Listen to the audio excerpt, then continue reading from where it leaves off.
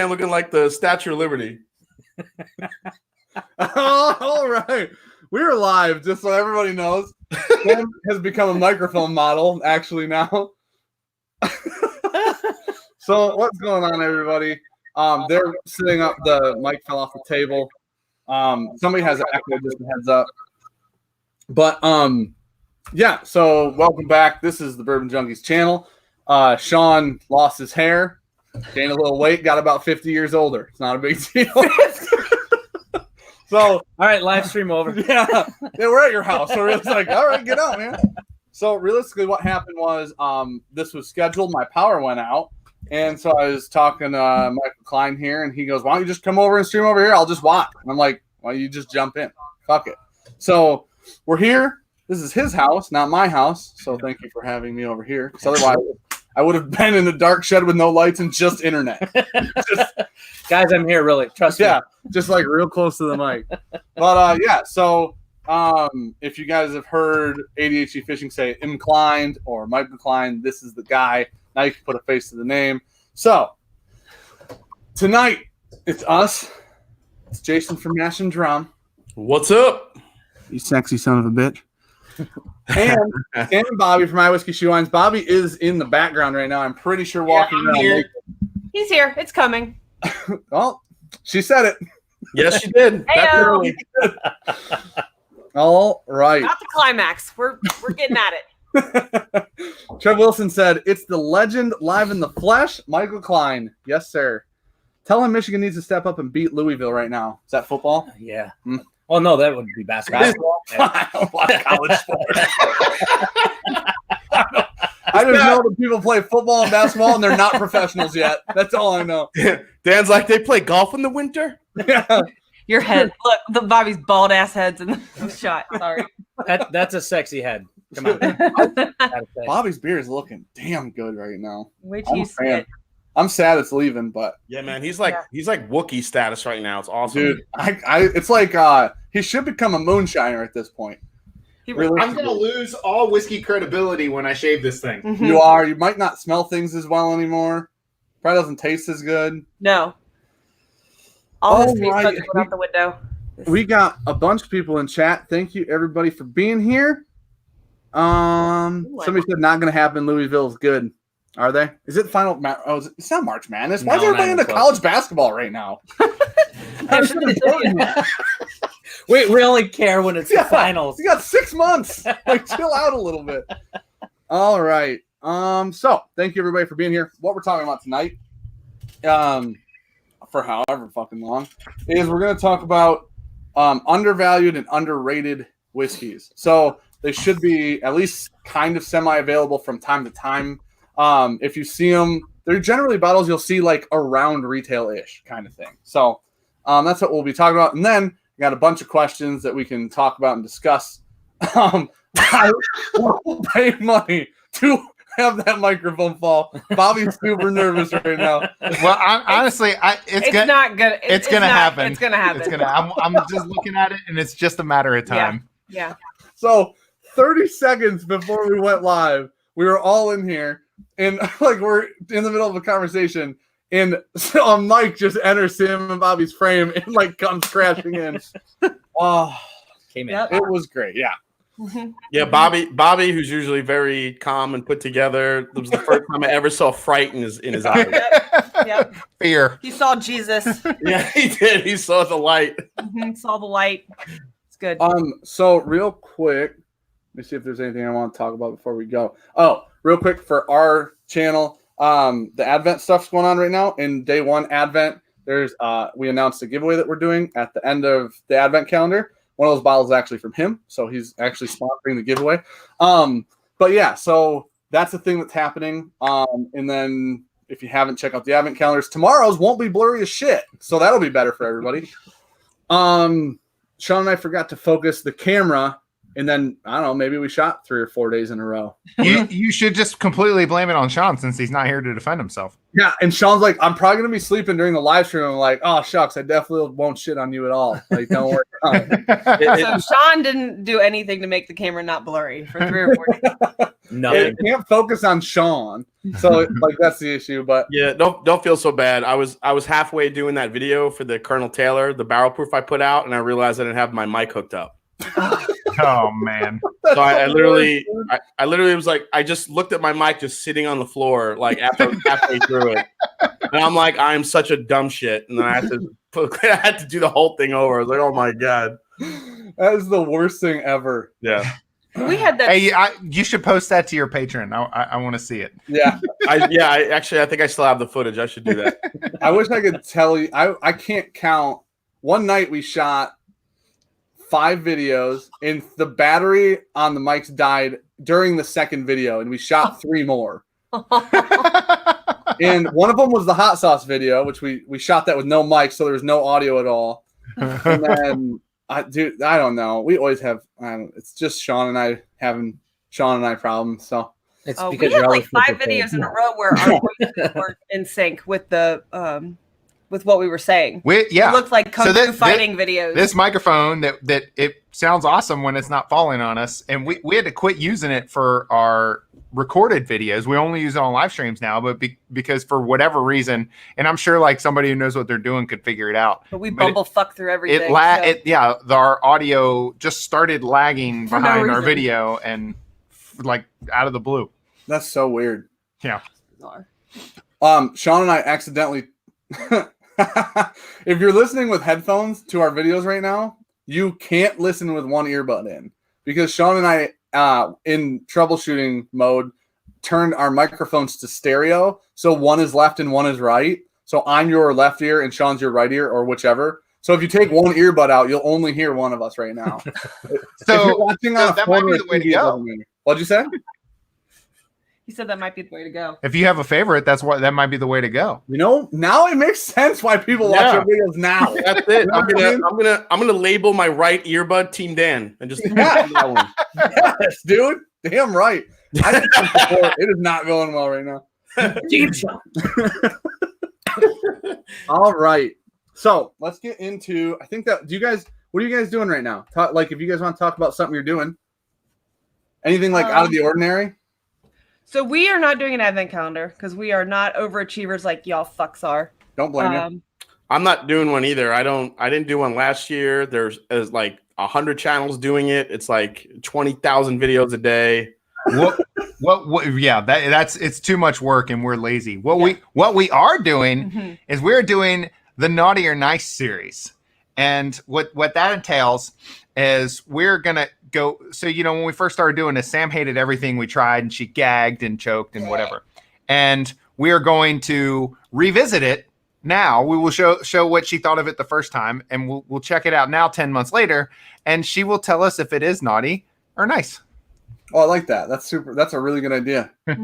Yeah, actually, revisiting for you seems like a really good idea. Yeah, the Bourbon Buddies actually did a video for their Christmas whiskeys, and I forgot what the categories were, but they did like whiskeys for the holiday, like one you bring as a mixer, whiskey for Santa. Something. Yeah, whiskey for Santa. Like, what would they be? So I'm gonna, and they kind of challenged a couple channels to do a response. So I'm working on that video. I'm also working on my top 5 available go-to bourbons for 2019. I'm looking forward to that video. Yeah, your one for 2018. It did just okay. Yeah, just okay. I figured any subs or anything. But you know what? It's funny that you brought that up because I just saw that video again pop up. Somebody commented on it. I get comments on that damn video every day. It's crazy. People saying like I have no taste, and people saying, "Oh, this was great." It's always like one end of this. Yeah, it's amazing. But it's amazing how that list to me has changed just in the course of a year. So that's why I wanted to revisit it and go back to it. So yeah, that's it. We were the other night. Somebody over here wins like every fireball he gets in. So not with you, not with me. Yeah, if we get in one together, we both lose. Yeah, but he may or may not have completely up and up won a George C. Stagg from 2019 for $40. Wow. Who did? So, drank that the other night along with Stagg Jr. from 19. Yep. E.H. Taylor Barrel Proof from 19. What was the fourth one? We have barrel proof 18, but we didn't drink that. No, there was a fourth one. Wasn't it? It had to be a. I don't remember, but there was a fourth whiskey, and it obviously wasn't that good. Oh no, it was President's. That was the second. That was the second. We did like 8 blinds. Yeah, we did a bunch of blinds. But so because like now we're trying to narrow down some of like the better releases of 2019 for a video. Like you were just talking about, like I'm trying to source available bottles for like the same type of video that you're talking about is like good available bourbons that were released in 2019. Because the problem is available for most people isn't available for us. You know what I mean? That part's really hard. So and that's the hard part, because even last year when I did it, I had Eagle Rare in that list. I can't put that in the list anymore because it's not available to me anymore. And it's also, I mean, it's available here, but they release like 2 bottles a week in Ohio, and I can't get it. Dude, that's crazy. Yeah, it's nuts. Was it 4 Roses Limited? It was the 4 Roses Limited. Yeah, that's what it was. It's a small batch. Yep. But yeah, dude, I think everyone's liking Sean's new look. I saw It's ADHD Drinking said if I cover my left eye, will Sean disappear as well? So I'm sorry if I'm not white enough. yeah. Sorry if I look like a human being that's seen sun before. All right, Jason, you said that you were gonna do that Christmas video then? Yeah, I'm gonna do that one, and right. I'm already starting to try to compile my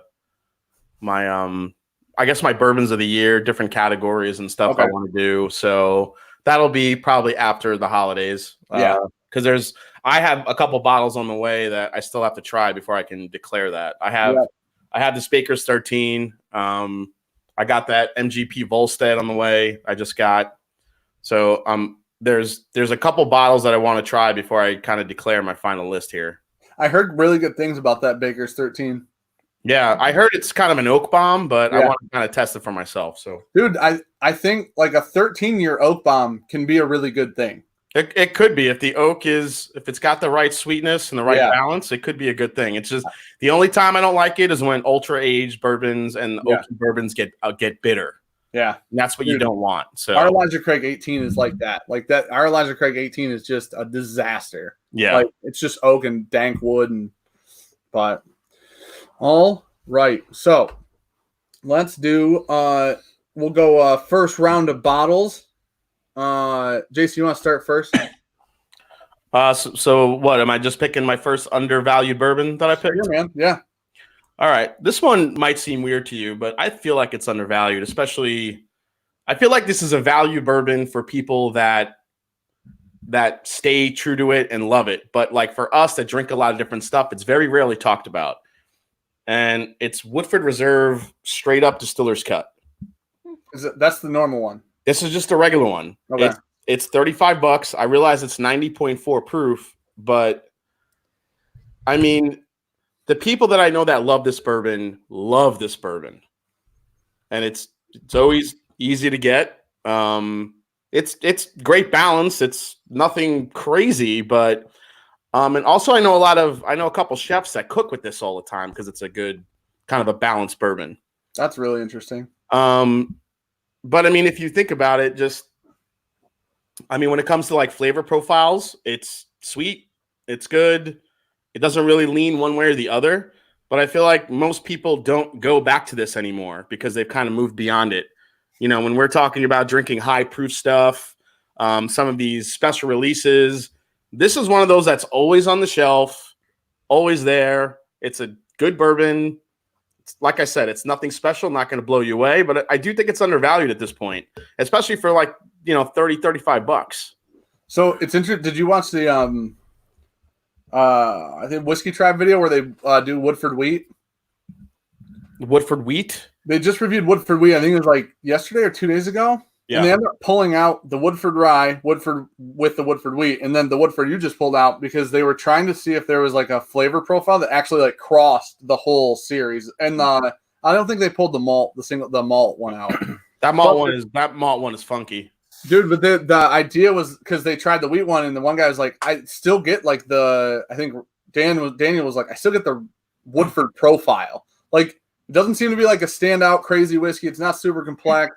It's not like high proof, like you're saying. It's lower proof, but it's like this balanced wave of things that it like spans their whole profile. It does, and even more than the Woodford, the Double Oak. The Double Oak has more of that oaky chocolate profile, but I feel like you can get a little bit more. The regular distiller's cut is, there's a lot going on, and a lot of people pick up different flavors in it. You still get that kind of that Old Forester banana note, I think, a little bit in there too.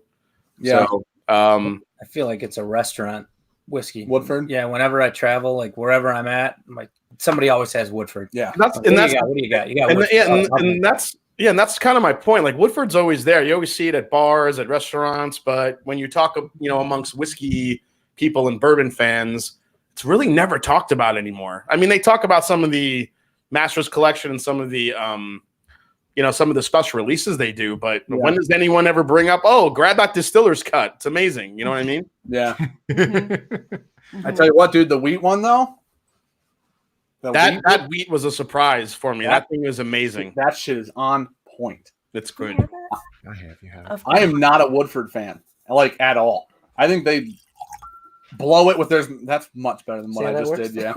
I feel like they blow it every year with their Masters collection, except for the brandy finish one, and they just keep blowing it over and over. But which pisses me off. Oh, you have some. What? My bottle's empty, dude. All right. You know what? This isn't undervalued because I don't want anybody else to buy them. They're hard to find right now. But the wheat. Yeah. Yeah, I still have a bottle left. I gotta go grab it. It's good stuff, man. We killed ours, and some went in the advent calendar, and the rest was drank. And dude, I can't get another one up here yet. So, all right, Sam and Bobby, did you guys do separate ones, or did you guys do bottles together? Sam did. Sam did 3, and I did 5. Yeah. Okay. So is there an undervalued White Claw flavor she's gonna pull out? I was hoping Sam would do Sam. Kind of. I went. She did mostly pretty good. Yeah, mostly pretty good. I don't know if that works. That's so judgy. Right? A little judgy. Mostly pretty good. So, right. I will say the way I've got my whiskey collection, I've got some shelving that I have my favorite bottles that they're like my display bottles. And then I've got the vast majority of my collection is on shelves in the basement. And I've got about maybe 8 or so bottles that sit on this little countertop that are they're my go-to daily drinkers. So of the 5 that I picked here, 4 of them were off of that shelf. So obviously my daily drinkers are my what I think are a good value. Yeah. So the one I've been drinking the most lately, Buffalo Trace store pick.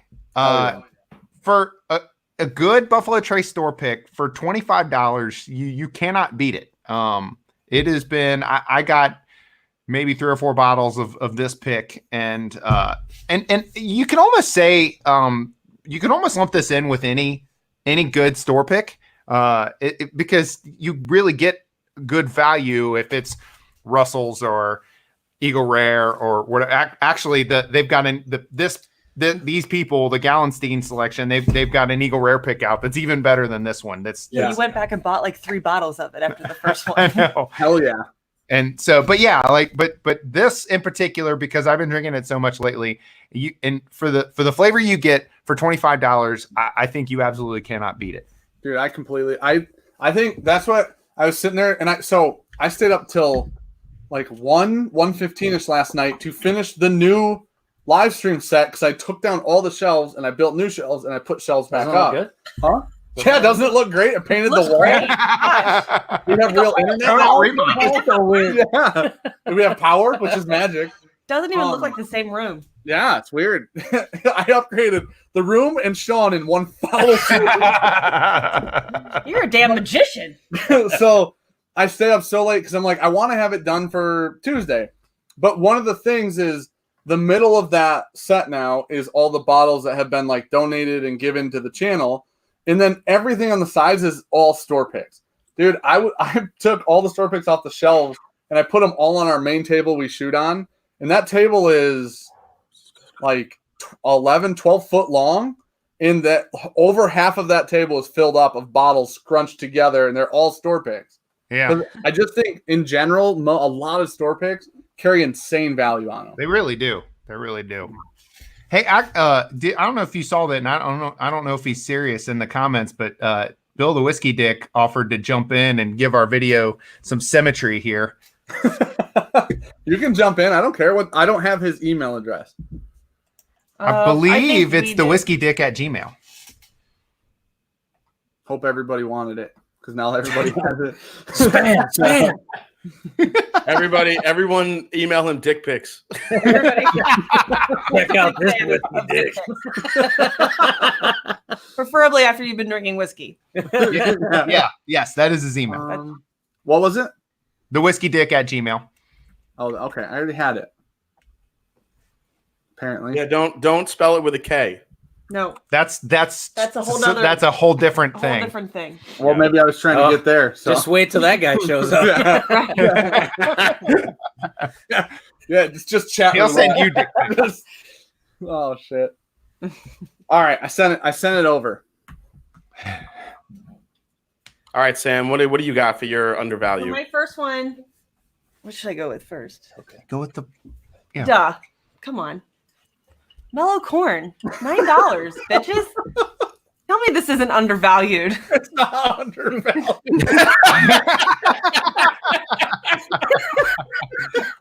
Right? Am I right? Hey, Bill. What's going on? Are you in a What's hotel going on, room? everybody? Bill, are you with a prostitute in a hotel room? I not any longer. He's got whiskey dick. It didn't last very long. I earned my name. Where are you? For real. I'm in a hotel. I'm in San Diego. Are you in San Diego again? I was gonna say you're somewhere that it's still daylight out. No, that's my attempt at lighting. Oh. You thought it was the sun. I wanted to. I thought make it was an open window behind you. Oh. Tokyo? So it's dark out here. I see. Okay. Ah, all right. Okay. It's Anyway, yeah, San Diego, Okay. a whale's vagina. Yep. I believe that's what it is. Ron Burgundy. Yeah. So thank you, Bourbon Junkies, for having me on. I Yeah, appreciate no it. problem, man. I'm glad you were in chat hanging out. Yeah, I was streaming trying to fit it in before whoever. I actually didn't. I wasn't sure. I thought it was Wednesday, so that's a good start, right? So I was like, well, I know that somebody, I think usually Mash and Drum goes on Wednesdays, and then I asked people, they said you guys were going on, so I ended up going like 10 minutes longer than I wanted to, but I wanted to pop off before you guys went live, so I didn't. Oh, yeah. Yeah. Hey, no big deal, But- dude. Thanks And then for I popped in, and then people were telling me they like you should go join. They're doing a thing, so yeah. Yeah. So, real quick, I saw ADHD Fishing tag Joseph Brazers in chat, and I just had to say what's up, dude, because I like saying Joseph Brazers, even though that's not his name. I don't think he appreciates it. I'm not sure. He keeps coming back. So, okay, Sam, we got to talk about your pick. So here's the problem. JTS Brown is way better for like $1 more. But this is $1 less. But that's 10%. That's 10%. Freaking What value. if you have a coupon for like 20% off? That's a valid argument. All right. I wasn't taking into account coupons. I wasn't. Gotta remember, You should have. you always gotta think of the coupon. We get so many whiskey coupons up Yeah, here. just overflowing with them. Yeah. Oh. Oh, Coupons. wait. You like mellow corn? I could chug this bottle right now, but Bobby yeah, would that divorce makes Do it. that makes Yeah. It will. Everybody in the audience, it will happen before the end of the stream. I gotta get it a little further down, but yeah, I do. I like it. I think it's good. I do. Stop trying to talk her out of it because it's either she drinks this or she drinks like my Bookers. Yeah. So Which I do like to drink his Bookers. Oh, here's the thing. And I don't say this in a bad way because I am too. But you're a bougie drinker. I am bougie. yeah, Me yeah. too. So is Gabby, Sean's fiance. Her favorite is like blue label. I think Mayor Pingree. That's like $90 to $100 a bottle here. Mm. So yeah, and it's damn good. It's amazing. it's also expensive as shit to drink a lot, you know. Right. Like you're saying, Mellow Corn. I mean, it might be the most value whiskey on the planet. That is drinkable, maybe. It's bottled in bond, so Maybe. it's at least 4 years old. It's 100 proof at less than $10. I mean, Look at him standing up. For it. I know. He's You know, like, you're doing a right. really good job, dude. You're doing a really good job. That's because he doesn't want drunk Sam trying to shave his beard off. Yeah, but there's 4 of us on the stream that do. It's going, guys. All right, Bill. Heard it here first. Yeah. Come up with off the top of your head, in your opinion, like one of the most underrated or undervalued, like semi-ish available whiskeys or bourbon. Old Grandad. The 114 or which one? 114. Yep. Dude, I agree with you. I almost picked that up. You mean what was going to be my next one? Yeah, I got it in here for you, buddy. Sorry, guys. You know, and the reason I chose that is because I feel like Old Grandad, just as a name, has the connotation that it's like what like homeless people would drink. You know what I mean? Yep. Yes. Yes. But it deserves better than that. Well, here's the problem. It's in fucking this. awesome It's cork. in this shitty bottle. That too. Well, And- even the other Old Grandad, what it was the 100 or blanking. The non 114, the regular Old Grandad. Just Old I think it's Grandad bottle 100. in bond? Yeah. It's like that has a terrible label. Like whoever designed that label Yeah. should be. It is. It's like a It's 70s, outdated, like, yeah. It's like Mellow Corn's label. Yeah. No, because that one at least, like, It's a little retro. yeah. Here's the difference. Mellow Corn looks like it's on purpose. Old Grandad Yes. looks like somebody doesn't know what they're doing. Yes, Right, it looks like right. nobody's Somebody paid needs attention to- to it in a yeah. really long Yeah. time. Like their I margin do- is so small that they can't hire a designer. I'm with you on the Old Grandad Wood 14, though. You Like, know what? for- That's for- a good challenge. I'm gonna design a new label for this and send it to Jim B. Maybe they'll take it. there you go. Yeah, for less than $30 and for 114 proof and all the flavor you get with it, that is tough to beat value wise. Yeah, it is. It's damn good. I mean, the proof point, the flavor you get in it. It was definitely on my list. That was an easy one. Nice. Yeah. See, I didn't disappoint. I'm glad. I Now I can remember- leave. Yeah, no. Okay, if that was an impromptu pick, that was impressive as shit. It probably was right off the top of my head. I mean, I'll be fair. When I saw the topic of the chat, of the stream, I was like, I had better have an answer for this, and that was the first one that came to my mind. So, Dram Man made a great comment. I love that the label keeps people from buying it. It's not something that flies off the shelves. And Yeah, you can that's still true. get it. Yeah, that's actually really true. Maybe they need to leave the label as is. Speaking of shitty labels that are going to fly off the shelf, the old the George Dickel 13 that just got Whiskey question. Advocates thing. That was one of the questions I got. After we're done with this, I got a bunch of questions. Oh, from okay. people. I'll shut up then. No, you're good. Just so for a preview for anybody who wants to stay for the questions, I'm going to talk some shit about Dickel. We all like a shitty Dickel. I was waiting for that, man, because Yeah. I know Dan has hard feelings against Dickel. I'm not your guy. All right. Dickel. So I think which one do you want to do first? Somebody already mentioned the one in the middle there. Okay. No, the one. This one? Yep. So One of the guys in chat I saw. I came over and I said, hey, think of some bottles because I laid them out on the table at home, but I didn't have power. So there we are. And then I said, think of some bottles, and we agreed on all the ones that are here. So one of them was Early Times Bottled and Bond. And Hell yeah, Dan. dude, Hell $22 yeah. liter. Hell yeah, man. And Yeah. honestly, I'm going to be completely honest. I hope to God Sean's sleeping, and I hope he never sees this. So, because Sean would be so happy for this to be out right now, because Sean has emptied 14 of these in the last 2 weeks. And like every time I go to his house, there's empty Early Times on it, like at the counter or something. And he's always talking about how good it is. And then I'm like, it's not that good. And then every time we have it blind, I'm like, fuck, it's so good. Every time. Yeah, I think so. The only other leader that I think is like relatively close value wise would be like an Evan Williams white label, but that's like maybe $4 or $5 different, and that's so much better. It's crazy. Yeah, I would agree with that. Yep. It's also Brown Foreman, and we're huge fanboys of Brown Foreman, so that probably helps a little bit. But yeah, and the label's Good sweet. stuff. I mean, The label's super sweet. That's the bottle and bond specifically. I've never ever had like the cheap Early Times. So or the Yeah, I'm cheap noticing a trend between terrible labels and value whiskeys. and good whiskey? Yeah, right. Mhm. You Yeah, might not be wrong.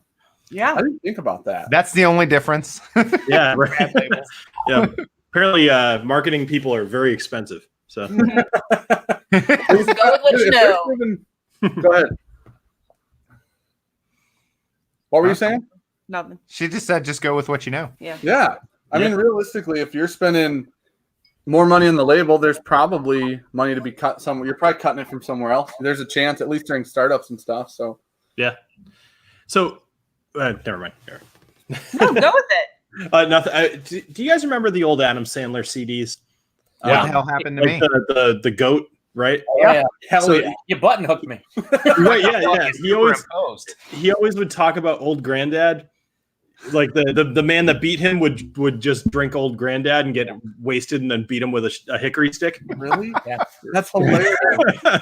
So That that's is just funny. That's drunk cock. I didn't know it was old Grandad. That's hilarious. I feel like I could recite most of that, and I don't remember that it was Well, old. so Grand. it was on the third CD, which was terrible, by the way. But like there was a song about the goat, and that was where he talked about old Grandad. The So song, that whole goat series, I Yeah. was young and it was still amazing. Like, it was so funny. Yeah. dude, Adam Yeah, Sandler yeah. prime there. You and your ref had a long day of drinking and beating the shit out of me tomorrow. Those were the best. You didn't even need. They were so good. You didn't need video for them. No. Like that's how good they were. Oh yeah. It was an audio skit. Like that doesn't even. People don't do audio skits anymore. Like No. No, that doesn't happen anymore. No, What right. do they do? It's called a We're all podcast. gonna laugh at you. It's like- all right, Jason, what do you got? I think next, this is probably a no-brainer, but it's Knob Creek single barrel picks. Yeah, I mean, Knob Creek single barrel picks, these, I mean, you're still seeing a couple of these 13, 14 years old, $40. I'm like, are you kidding me? yeah, dude. That's You would think that someone was going to catch on and start pricing these, yep.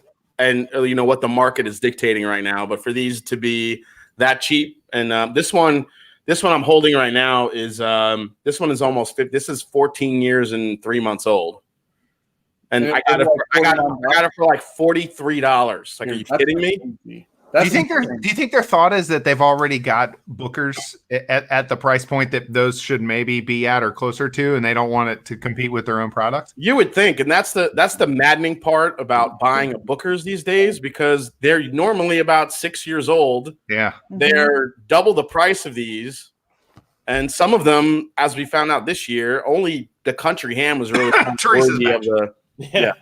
Exactly. So I mean, you guys know that I stopped reviewing the Bookers. I mean, that's me taking a stand based off principle. I mean, there's nothing more synonymous than my channel and Bookers, and I'm just like, screw it, I'm done with them. So yeah, that's the thing. I mean, you spend $80-$90 in some places on a Booker's, where you could get a 14, 15 year store pick that's way more complex for $35-$40. yeah, for sure. And I don't know if it's true, but apparently they're kind of running out of the older barrels at Jim Beam. I don't know if that's true or not, and they're getting low on them. So I don't know if we'll be seeing a lot of the older ones around. So if any of you guys out there see a 13, 14, 15 year pick, freaking grab it. Grab that shit. Knob Creek. It was announced this year, early in the year, that Knob Creek was going to not do barrel picks in 2019 with their new labeling, because they were running low on barrels. And I have 3 14 years, 1 15 year, and a 13 year, all from this year. Like, not even from like scavenging the state. Just they're everywhere still. So it's weird that it was like they were the ones that said they had a barrel shortage, and with the new label they were slowing down the picks. Yeah. But then they're like everywhere this year. Now later in the year, there are a few stores in the state that have 9 years. I was just gonna say, the ones that I've seen that have been coming out recently are now 9 year picks. I haven't the newer ones that I've seen are not getting into that over 10 year range. So maybe that's gonna be the new thing. They're just gonna be single barrel 9 years. Yeah. Some Dude, 14. the other thing I'll say about Knob Creek store picks is the older picks, like probably the 13 and up. The older picks are some of the greatest cigar bourbon on the planet. Like, the proof is right, and it stands up to pretty like strong cigars. But like there's something to do with the flavor profile where it's not like overly sickly sweet, there's still a lot of that oak in there, and there's something perfect about it for cigars. Some of them are a little bit oaky when they get a little bit in that older spot, but I got to say I've only maybe had a couple of the older Knob Creek picks that get into that bitter area. Most of them are just really good sweet oak. Definitely more oak than a regular single barrel, but normally they're pretty damn good. So I always grab them when I see them. For the 40, like you're saying. So think about this, and I know one's rye and one's bourbon. The WhistlePig just put out like a 14-year.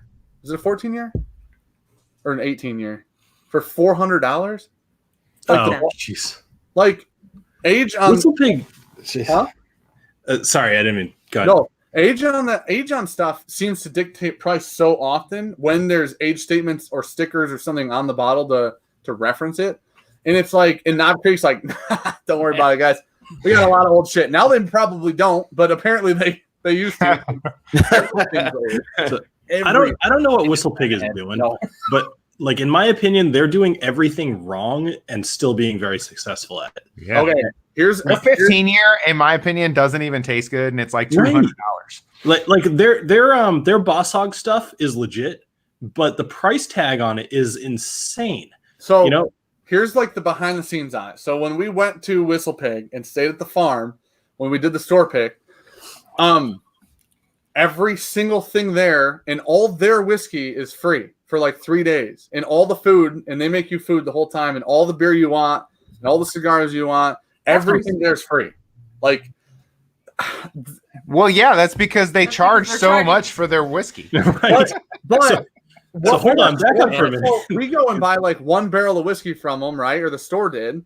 And so a barrel of WhistlePig is like somewhere around $10,000. That's pretty standard too. Yeah, and then like we drank their whiskey for 3 days. There were 5 of us, I think, 4 or 5 of us. We drank all their whiskey, ate all their food. They took us out to dinner, like nice dinner twice. They paid for activities for us to do off the farm while we were there. And then like they paid for a bunch of other stuff that was very expensive while we were there. And it was like, how are you guys selling? How are you guys like? That's how I know that they're moving every Boss Hog they put out. Apparently, it's because it's like, how can you afford to fund somebody's entire vacation? And like, we funded $500 of your vacation. I hope it was a good fun.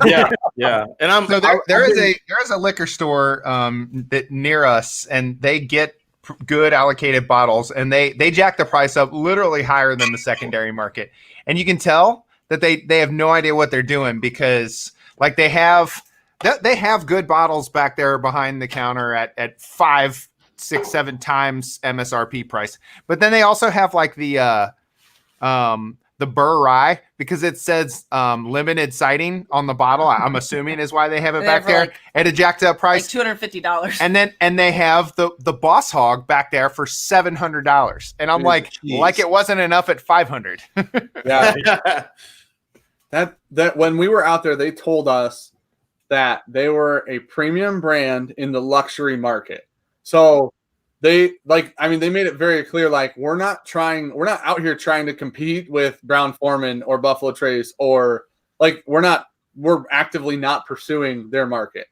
It was like, yeah, that seems pretty. I mean, their entry to the market before Piggyback was $80 or $90. Like that was their entry into the market. Their cheapest. And now Piggyback is their entry, and it's 60 or 55 or something. It's like, and that's, I don't think Piggyback is great, neat, but they're great people. It makes you want to buy their whiskey when they're really good people, but it is very expensive whiskey. Well, I've been wondering what's going to happen to that since it recently got bought by another company, and plus with Dave Pickerel, passing away. I was curious to see where the direction of that was going to go. Yeah. I'm still, WhistlePig is just one of those. I do think they make some good stuff, but just the price is just insane. I just can't bring myself to. Like Ohio did a statewide pick maybe a couple months ago. We did 3 WhistlePigs. They did 3 of them because they couldn't choose. So they bought 3 different barrels. They had like a sweet, a spicy, and a subtle. I forgot, they named all 3 picks differently. And they're still just sitting on the shelves because they're like $130 each. Right.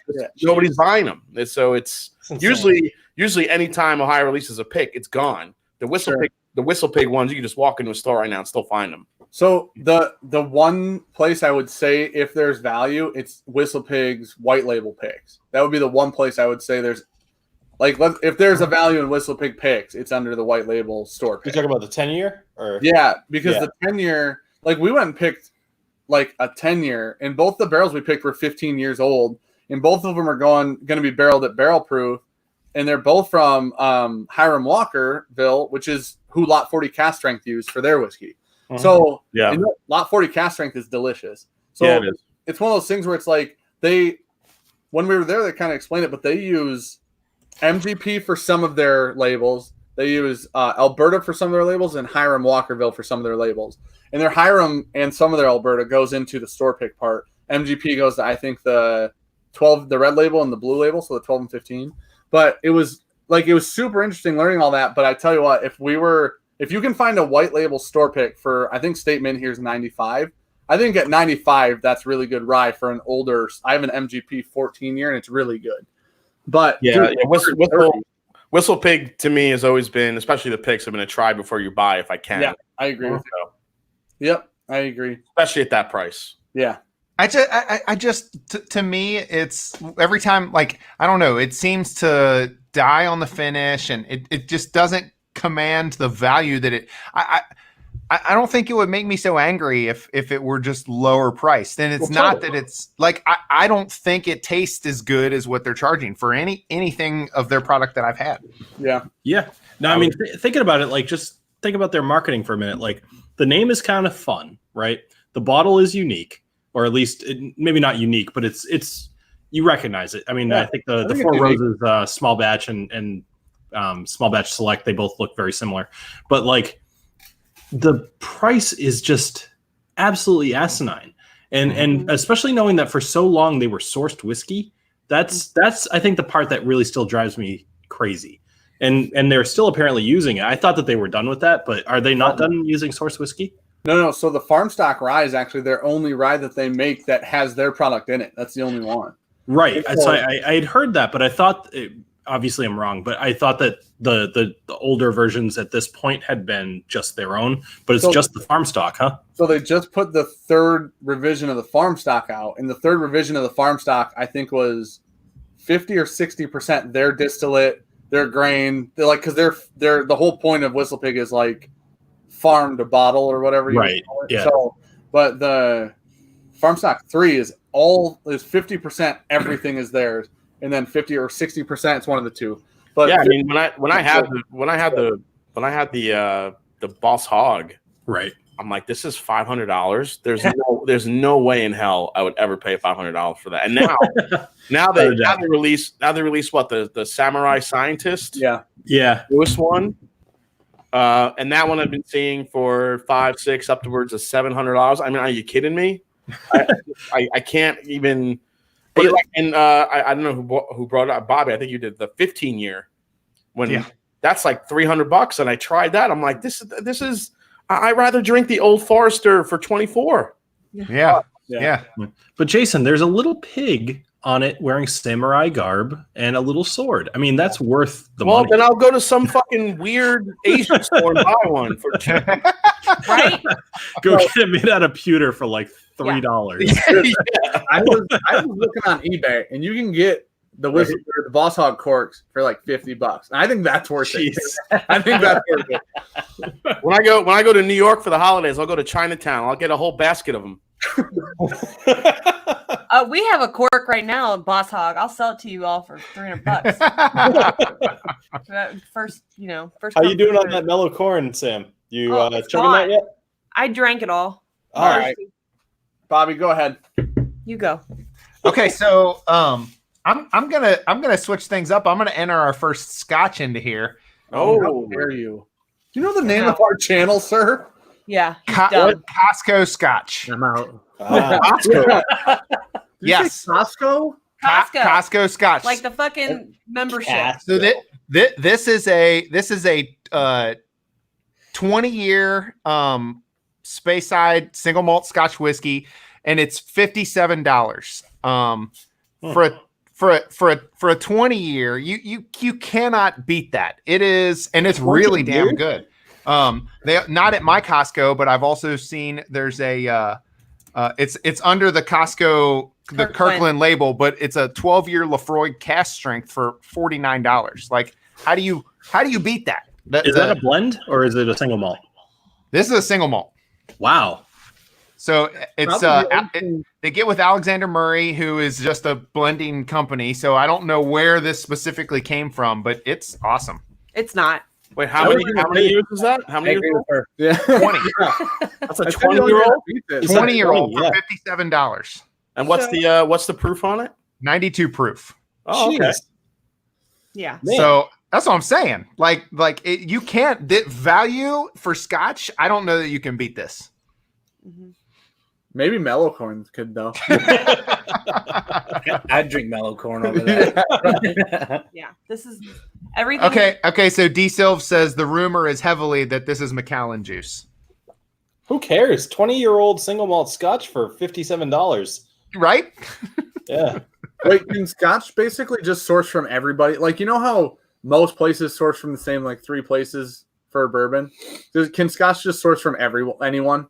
I think anywhere in Scotland. Like this says this is well, yeah, it has to be from for Scotland. Alexander Murray and company They- Aberdeen, Scotland. A lot of them do. A lot of them tend to share, I guess, would be. But if it says single malt, like it's coming from one This place, was so it's not right. gonna be, you know. Right. Yeah. Yeah. So That's interesting. That's really cool. How does it taste? Is it good? it's phenomenal. It's really good. Really? So this is on my daily drinker table, and this is my I'm in Scotch mood. How many daily drinker 20-year-old Scotches are out there? Literally 0 or 1, I guess. Nope, Yeah. one. Yeah. I always see this brand in Total Wine that's cheap that you get the Grain Stone. Have you guys seen that? No. No. So if you go into any Total Wine, they sell this brand called Grain Stone, and it's usually they're always on sale. So they'll probably suck, but it's always like you can get literally like a 15, 20-something-year-old bottle for pretty cheap. So I don't know how good or bad it is. That's funny. I thought Total Wine's brand was like Shadeg or something. I don't know if it's their. I don't know if it's their brand, but I just always see it there, like in the middle aisle, like on sale all the time. In the middle aisle. Yeah, doesn't sound like the right place to be. Yeah. Well, if you're trying to move, if you're trying to move bad whiskey, then the middle aisle is where you got to go. Like relatively, I'm not even sure what that means, but I don't think I want to be in the middle aisle. I've never been to one. If you want to go down like 3, you're gonna find the middle aisle and just find yourself. The middle aisle sounds like the place that sells like shitty jewelry in the mall. Right. You know what I mean? Yeah. Or where the really sexy girls try to sell you Lotion, like cream Lotion or perfume. Yeah. Totally. Yeah. Like right, you want to try this beautiful cream? It makes your hands so soft. They like grab your hand as you're going by, and you're like, "Bitch, get off me!" And she's like, Yeah. "Just try it. Just try it." Sam, what do you got for your next one? He's practiced that. So 100%. my next one, it's like I've never even heard anybody talk about this one before, right? Uh-oh. Oh no! Oh no! It's that Yeah. Walking Dead whiskey. It's Never- mellow wheat. Oh my Mellow god! score. It's McKenna 10. Wow. Nobody talks about this one. What is it? McKenna 10. You think that's undervalued? Dude, did you say it's underrated? Yeah. Poorly underrated, right? What? And people don't have a problem. I always have it. Not my problem if y'all can't get it.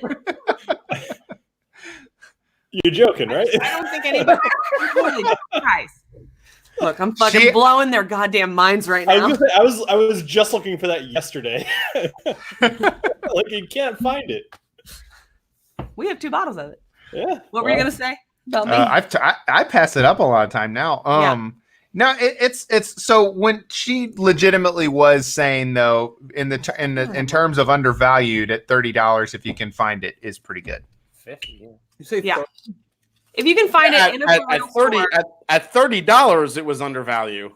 I think our state minimum's like 45 or 50 now. Yeah, it is. Really? It is no longer undervalued. This bottle was $33. Holy shit! Okay. Yeah, at 33, it's an undervalued bourbon, and it always was. That's why everyone was trying to keep it such like a hush hush secret. Yeah. Until San Francisco Spirit Awards killed San that. Francisco was like, fuck y'all. We're going to tell everybody about this shit. Yeah. Somebody said McKenna's too inconsistent. I don't. Well, this shit's Okay, good. So At $30, it wasn't too inconsistent. But at $50, it's too inconsistent. Yeah, at $30, I could deal with the inconsistency, but then Oh, right. whoa, Bourbon Junkie is going into a time warp. Junkies are time warp. I think you have a loose connection there. Yeah. Let's see here, just a sec. OBS So still while they're good. figuring that out, I had a bottle kill tonight, which was the Gold Bar. It's a San I think it's like San Francisco or something like that. It's I don't know. It's blended whiskey finished in California. I'll kill But someone. it looks like a gold bar, which is Yeah, kinda that's pretty cool. sweet. Keep that. I've seen that on the shelf, but I had no idea what the hell it was. It's What is not that? very good. There you have it. So I have amazing- a desk out amazing here. acting. So I have an office in San Diego, and I have a team that works out here. So I keep a desk out here, and I lock the desk. So of course, being who I am, I keep some whiskey out here, right? And so I had the Gold Bar recently, and then I have the San Diego Distillery peated whiskey. This one's pretty close to done. I'll probably finish it this trip, but just killed the bottle of the Gold Bar. So I'm gonna attempt to throw this in the trash. It's gonna make a really loud noise. That's fun. Yes, I nailed it. Nailed it. Solid. Rich as shit. Hey, can you guys There we see go. it? Yeah, you're good, man. Yep. I think the old Yeah, laptop was getting a little toasty, so Overheating. it was overheating a little bit. Yeah. There's three sexy bald guys on there. And nobody knows what computer can't handle it. All right. So Let's see. I totally just pissed off whoever my neighbor is. They just banged on the wall. Fuck You know? you. Like, don't worry, bitch. It was a gold bar. It's only $6.50. They can't be banging on the wall. At least they could have come over and checked if you were okay, because that was Mm. kind of loud. Right? I could be like an old man falling over with a bottle of whiskey. So- Right. All right. Which one are you running with? This one has to probably be So low. I have another one to submit, actually, if, off the top of my head, if you guys are interested. You want? Hold on. We got more rounds. Oh, okay. Sorry. So I'll keep it in mind. call on me when you're good. Wait, did you just was the gold No, bar? he the didn't. last No, one? he didn't do one. No, Gold Bar Oh, is do shit. one. Don't buy it. I thought the gold bar was the one. Oh, no, not at all. All right, no, go ahead. All right, so Glen Moray 12 is I feel like it's underrated only because people don't bother buying it because it's only $30 for a Scotch, a 12-year-old Scotch. I personally think it's like one that you should just have. I don't know. I mean, I'll have too much more to do. I did the review on it like a year and a half ago. I don't remember too much detail about it, but I have recommended it to a lot of people as far as an intro to Scotch, and it always goes over very well. So, I've That's seen it. that bottle a lot. I've never. Yeah, they have like 5 different versions with they got crazy with their finishes. The 15 and the 18 that they have, those are really, really good, but they're a little bit more expensive. I had a 25 actually recently, which hilarious story. So I went to this whiskey tasting. My wife never, ever, ever comes to these things because she just doesn't like whiskey. But she was like, you know what? I'm going to come to this thing with you because I think it'd be kind of cool to go to you with, when you're in your element, right? So we go and we try this Glen Moray 25. And the guy that was serving it, actually, he knew who I was. He was like, oh, hey, Bill, what's going on? I've got something. He pulled it out from underneath the table. He's like, I've got this 25. There's only 3 bottles left of this at all. And I have one here to give away tonight. And so I was like, I'd like to try that. And my wife was like, yeah, what the hell? I'm never going to get a chance to try this again.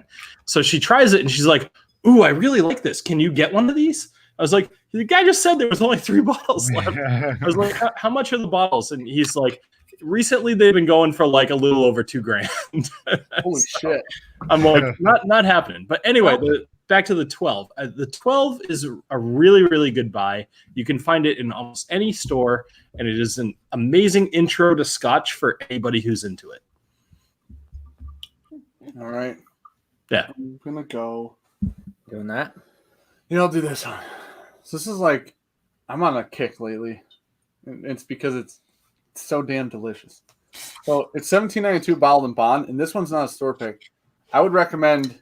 I have a store pick. I know, but wouldn't you think it'd be easier to find a non-store pick? You'd think. You would think. But it seems easier for us to find a store pick. But $17.92 bottled and bond is around $35 to $40 here, and it's 100 proof. And I don't know, it's probably like 6-ish years old or something. But it's like the flavor profile, I think, is why I'm so in love with it. So banana-y. But I think that it's the most underrated 1792 at the moment. Like Foolproof just won this big award and nonsense and all this bullshit. And then I think the bottled and bond more often than not for me, if I go store pick bottled and bond and store pick Foolproof, I've almost always picked the bottled and bond pick. And it's like I think the store picks are around 40 and that's around like 35. So for $35, it competes in the Woodford price range. It's a little bit higher proof. It competes in like the Knob Creek price range. It competes with like a lot of I call it like the normal high-end bourbons, like when you're not super into it. So, it smells so good. Yeah, it's weird. When I did the pick for 1792, I started tasting 1792 stuff even more. And yeah, I totally agree with you. I don't know, Dan, maybe it's our synergy, but yeah, I've been getting into 1792 more too. Yeah, you have, dude. Yeah. Hell yeah. It's a mental link, dude. Yeah. It's very sexual. It is. Extremely. Smells like Sex Panther. What was the 1792 that you brought to the whiskey event there in Austin? That was my pick. Oh, okay. And that was It had a unique label on it. It was like yellow. Yeah, we named it Bardstown Magic because it had like a old dusty, like butterscotchy type flavor profile to it. So I'm getting 2 more bottles of it. So if any of you guys want to try some, That was a good one. I think I might have been the one to no, I didn't kill it, but I was really close to killing it. Somebody that bottle got killed real fast. Yeah. Hey, while we're talking about store picks and I'm thinking about it, I don't know if you guys saw the email that Whiskey Crusaders Matt sent out. I have a shitty connection. Yeah, he's in slow motion. So the Iron Root pick that the YouTubers picked down in Austin is going to be available within probably the next couple weeks. I saw that. Yeah, and it is going to be. He wanted us to let people know it is going to be available to the public. We're going to get first dibs at buying some, but there will be some available to everybody. So he just wanted us to get the word out there that it's coming. Yeah, and if I know he did mention if any of you out there, if you're patrons to any of our channels or you're interested in getting your hands on one of the Iron Root pick that we did, let us know and we can maybe secure some bottles for you or figure out how to get you a bottle. So definitely keep in contact with us if you're interested. Because I think there's some ideas if there's not a lot of interest in it, then we're going to take half the barrel, and I think they're going to put it into an evolution barrel and see how it goes. Oh, that's pretty cool. Yeah. I'm sure, but honestly, there were so many channels involved in that pick. Yeah. Like between everybody's channels, I don't know how many bottles there were. I haven't read the whole email yet, but there's no way that those bottles won't move between all the channels. So, right. There were 16 channels. Right? Yeah. There's so many people. Yeah, it's going to be. I think it's going to be gone at some point. So I do too. It's just a matter of people muling it out of Texas somehow. Yeah. Right. Yep. Mm-hmm.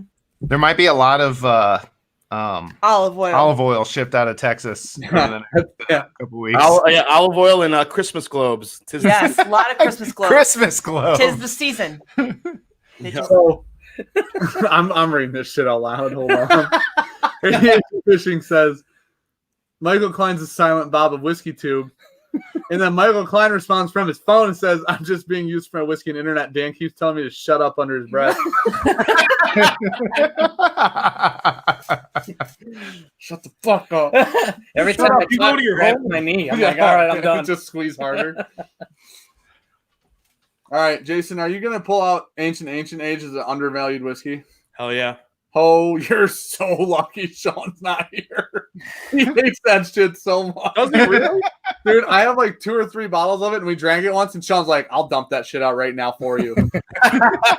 Like, Listen, it's not. Listen, I agree. It's not, anything great or special. I can see people not liking this, but for for what it is, coming out of, it's supposedly the same juice that goes into Blanton's. It's obviously way younger, but it's damn freaking good for $15. dude, it's 10 stars old, man. It's 10 stars old. 10 stars old, man.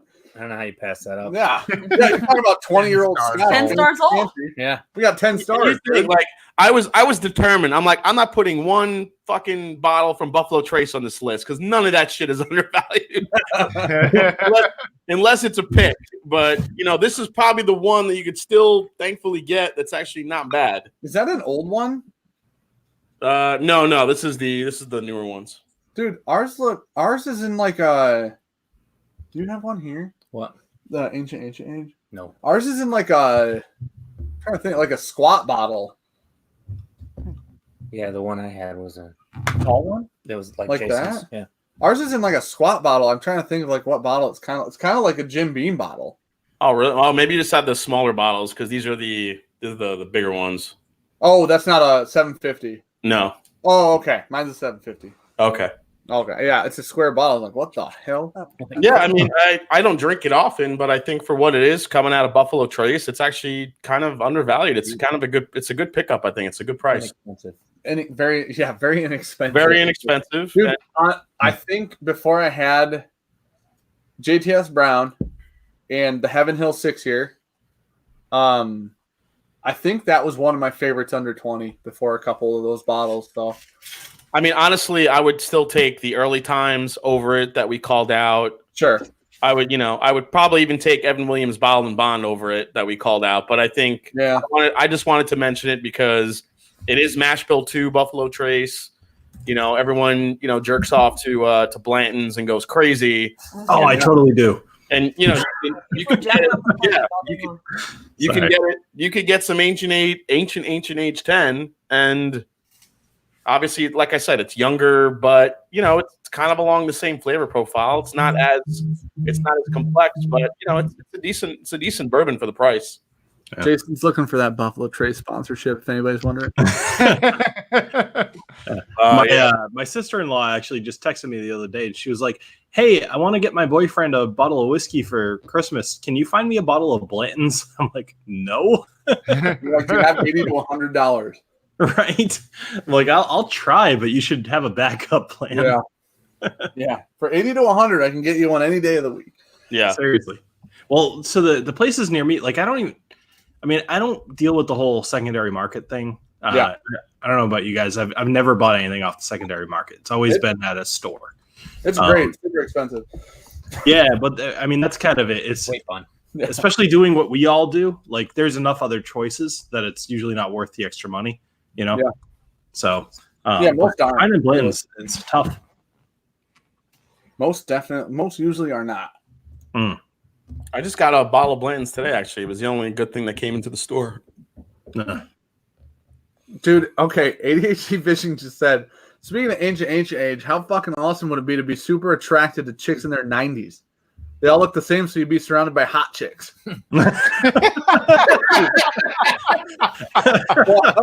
Brilliant. Who thinks of that? I hear that STDs are actually a bit of a problem in old age nursing homes. Yeah, I've So- heard that too. No. See, they Isn't call it a herpes problem, running but none of rampant? them care. Yeah, it's not a Yeah. problem for them. Right? Yeah, it's not a problem for them. All right, Bobby, what do you got? Okay, sorry, I was in No, the you're middle good. of typing. Old Forester Rye, man. Hell yeah. Nice. Dude, Yes, I have This that is- on my list too, man. Hell, fucking yeah. Yeah, it's like $22. You Yeah. cannot beat this. This is great shit. Great shit for the price. Definitely value there. I don't think there's really much else to say. It just judging by your all's reactions, I feel like Can I try it? Yeah, you've I had had it. it? You've had it before. Did I like it? We did a video. Was on it naughty or nice? I guess we'll find. Maybe you should try. Maybe you I should wait. save it. Yeah, and do maybe it. I'll save and we'll do that as one of the videos. 'Cause I don't remember. I think that's one of the ryes you can give to people who don't love ryes too. Like I think you can get people into rye with that bottle. Yeah. I think that's a really, really. I picked that up. It's actually sitting on the middle table at my house right now. But that was one of the bottles because it's like that bottle, and it was a 2019 release, and it was like it comes in their value bottle, like that their blue label and orange label come in. And I'm like, hell yeah! As soon as we got one, I paid $40 for the first liter of it that I got. As soon as I got it, I'm like, dude, I'll never not have this. I'll never not have this now. Are you doing All that? You know right. what? It's almost a disservice that people tend to kind of lump rye and bourbon just as American whiskey. Like, not people like us, the people in the chat, but like just general. If you think of like American whiskey, you think of rye, you think of bourbon, whatever. But like they're very, very different Oh yeah. whiskeys. So even Old Forester, it's. I've actually never tried their rye before. I'm gonna have to look that one up. It's super, super high barley, which is what makes it different. Cool. So it's like the cheapest rye on the planet with like a crazy good mouth experience. So that sounds really awesome. It's shocking how for a $20 rye, it's shocking how good it is. I think that the Old Forester rye rivals the Willet 4-year value at a different price range. Like the Willet 4-year for $45, I think is one of the best values in rye, period. I think Old Forester is that value at $25. Mm-hmm. Yeah. It rivals it for the value, not the taste. Because Of course. is far better. Yeah, Will is way better. Okay. But I mean, hell, if Will is $25, I will buy every You bottle. knock over Yeah. old ladies to get it. Yeah. I mean, I did. Yeah. I did it 70. He'd catch STDs from old ladies to Yeah. get it. Not 80. Yeah, not ADHD's 90-year-olds. I hope. No. You know, He just they can started give you a fighting. gummer. Don't hit my women. Get off my women. They're hips. All right, Sam. What's your next one? Come on now. I mean, People y'all can guess are this. abusing the term mouth experience. Sorry. Mouth experience. I'll coin it. That's a fucking great term. Let's be honest. That is. I like mouth experience. Probably the best out of. Yeah. I explaining like me a good mouthfeel. mouth experience. I like your mouth experience.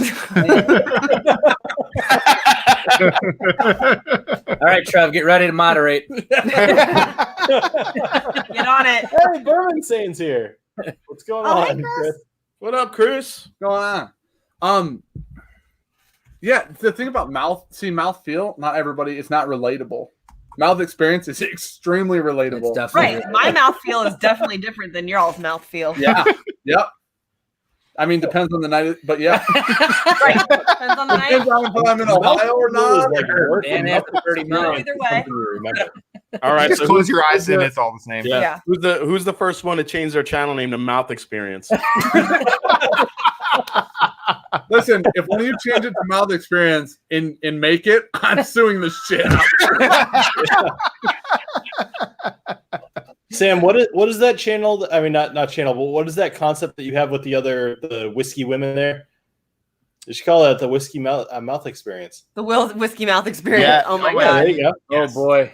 You guys would we would explode. we would get You're more asking viewers. for all Yeah, 'cause kinds of right now it's people in that whiskey and stream. whiskey. You know, Especially, a channel with all women called the Whiskey Mouth Experience.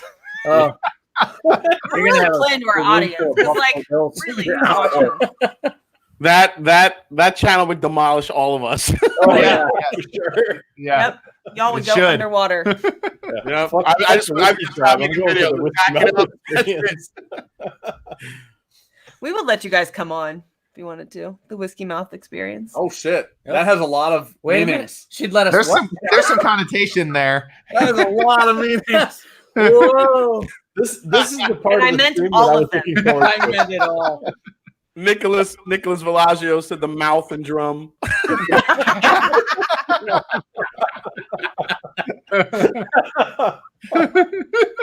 That's gonna be my next girlfriend's nickname. Yeah. The bourbon mouthies. I mean, He's always looking for whiskey the. mouth. I don't like where you're going. with that. Well, Bill, I guess the only way to change Dick's Bill's would be the dick mouth or the mouth dick. Or it'd be It feels a little too on the nose there. I don't know. the dick mouth. That's not even dick mouth. The dick mouth. Dick Mouth. Hi, I'm back. This is Bill from Dick Mouth. Sitting alone in his room in San Diego. Here's the dick mouth. So what is worse, the dick mouth or the mouth junkies? The mouth junkies. Definitely dick mouth. Dick mouth has to be. Mouth. Yeah, dick mouth is the word. Dick mouth. Hi, this is the Mouth Junkies. We're live tonight with Dick Mouth. Coming at you. We really dropped the ball on this This guy. video is not appropriate for children. Real fast. Nope. Not safe for work, bitches. Right? Or we never are. Yeah, Tuesdays at 9 are not for your family. $5 No. mouth junkies. I don't like it. All right, Sam, get us out of this. What's your next bottle? Yeah, right. This is so undervalued. Holy shit. Ah, dear Lord. That Crown Peach. Yeah, that's definitely Crown Peach. Guys, You- this is fucking heaven in a bottle. To be fair, this is like the 6th bottle that Sam has been on I go through this. since it came out a couple months ago. So I I can't mean- see that, Sam. Is it the peach one? It is peach. Yeah, all right. Yeah. Here's It's the problem. fucking delicious. It is delicious. I'm not going to. It's Just stop talking there. It's so good. Oh, Dan does like it, Dan doesn't loves he? it, yeah. Oh, I Dan love like the fucking Natter Days. He tried Whiskey. those too. No. It's not real whiskey. The problem is, its value is very high. It's $27 here in Kentucky. Is it really? Yeah. That's because everyone in Kentucky is like, this is shit. Yeah. We're just gonna leave it. This isn't good. Oh, here. It was like 40 here, I think. Oh, People are saying you're going to pick Malibu for your next pick. So- Right, yes. Surprisingly, I am not a big Malibu girl. I think I drank it too much in college and it got me too wackadoo Yeah. or slutty, whatever. Either way, got you too bobbied. it got me too bobbied. Yeah. No, vodka got me too bobbied. I broke up with her over vodka. He dumped me over vodka. It And worked then out. vodka brought you We're two good. back You're right. together. Yeah. How ironic. That Crown Peach is perfect with a little bit of ice or water in it. Yeah, it's good. I'm gonna drink it neat because She put it in lemonade. I put in lemonade. Really Really it good. actually is that's a really refreshing summer drink. Yeah, unsweet tea. It's really good. I have peach seltzer water. Yeah. Ooh. It's shitty seltzer water. And it was still okay. I chugged it Because it covered up the shitty because it seltzer covered water. up the shitty. Yeah, it covered up the shitty Do they seltzer. make a water. peach white claw? They Ew. somebody in the Don't chat get me will wrong, be like, they're both my terrible, girlfriend told but me. I wonder if together you get a little synergy. I could try it if there is. Little 1 + 1 = 3 there. I guess. Yeah, I would. You know, I'm all about it. And White Claw's coming out with 3 new flavors for this spring, guys. I'm like totes excited. Hey, Swami's in the chat. What's Oh, going hey, on, Swami. What up, What's Swami? going on? Some Drainman KY says it's good to bring that bottle to your wife when you buy an expensive bottle. Mm, Yeah, touche. that bottle is like peach rings, but in liquid form. It is. It is. It's a That's peach exactly ring what it in liquid form. That's exactly what it is. It is. If you like candy, you'll love Crown Peach. Mhm. Don't think this is the problem. Everybody goes into shit thinking it's whiskey, and you can't go into Crown Peach thinking whiskey. You got to go into Crown Peach thinking, I want candy with less calories. All right. Shit. Interesting. You could Crown Peach probably has a shit ton of sugar in it, so I'm probably lying, but So I checked it out. Carb wise, it's 4 carbs per No, 1.5. it was 4 grams of 4 sugar. grams of sugar per 1.5 ounces. that's not that bad. It wasn't as bad as we thought. It's not as bad as peach rings.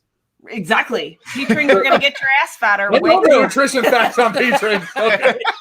We're eating a lot of peach rings. Hey, you never got drunk on peach rings. either. That's the other thing. I had to soak those in vodka. That's a good point. You can't get drunk on peach rings. Yeah, there's So he got this out. Red drink.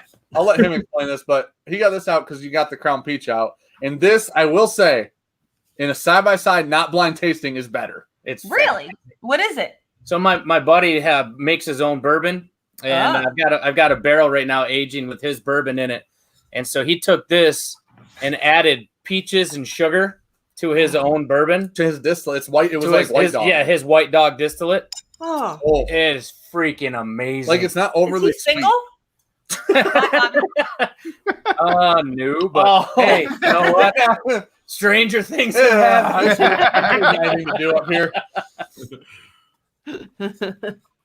So, Bourbon Junkies and Mash and Drum, have you guys ever covered a flavored whiskey before? Yep, Sean and I shot Crown Peach and then didn't have something happened with it. Oh, I moved the studio after we shot Crown Peach, and then we got a Old Forester birthday bourbon, so we wanted to get that video out, so we put that out, and then we couldn't air the Crown Peach because it's in the old setup. So Okay. So technically not. we shot it, but it's never been aired. Well, technically yes, but realistically not. Yeah. How about you, Jason? No, I filmed White Walker, which tasted like shit. If I'm being honest. See, that's like something unique that I'm able to do because she's here. It's shit like that, or our Right. seltzers And video. they've both done Because, well like, considering our you channel. yeah, amount. I you, mean, it like, didn't go fucking viral, You but can't it do did that. well. You know what I mean? You you. Well, that's the thing. You lose I've all never done credibility. a I just flavored blame it on her. Yeah.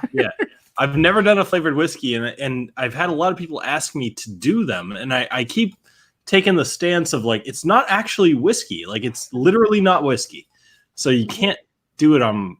I don't know. Here's the Someday thing. I might, but I don't want to. If you do, don't refer to yourself as the whiskey dick. Well, that's You kind of it. Like, the whiskey fraud is more like the whiskey vagina. the whiskey mouth experience. That could be your alter ego.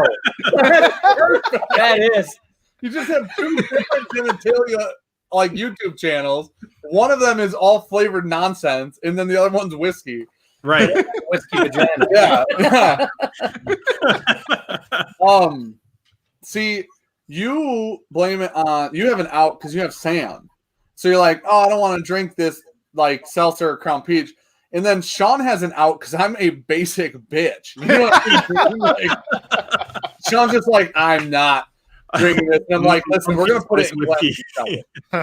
You know what flavored whiskey I would actually, or liqueur, or whatever you want to call it, I would actually think about doing is Screwball. That shit's delicious. Screwball is good. It's Yeah, good. that looks pretty Peanut good. butter and jelly video. I mean, if you like peanut butter, that shit's delicious. Dude, if you Screwball is so fucking close to a Reese's. Just needs a little bit more to get to Reese's level. Dude, I was at the bar on Saturday watching the Ohio State Michigan game, and they were doing Screwball Godiva shots. It was like hell yeah. That would do it. Oh, hell yeah. I've got Godiva. it's a peanut butter cup in a glass. It was ridiculous. Trev Wilson said, Dan's the woman in your oh shit, I missed it. Where is it? There it is. Dan's the woman in our relationship. Yeah, of course. I'm a power bottom, dude. We all know that. Sloppy party bottom. I'm not. Oh shit. There, me and Sam are going back and watching old reruns of. We're rewatching.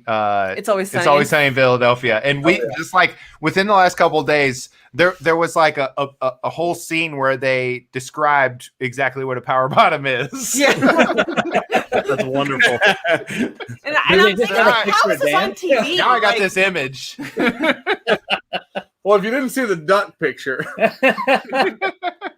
I tell you what, dude, It's Always Sunny is one of the greatest TV shows ever made. It hands really down. is.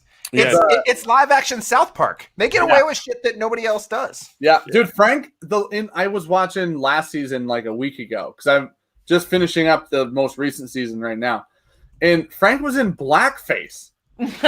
I'm like, what? Okay, we just passed an episode where D was in blackface. Yeah. I'm like, That was like How season is this- 4. yeah, Yeah, I'm they're like, just how- coming back to it. I'm like, how is this not been out there? Like, she is legit blackface.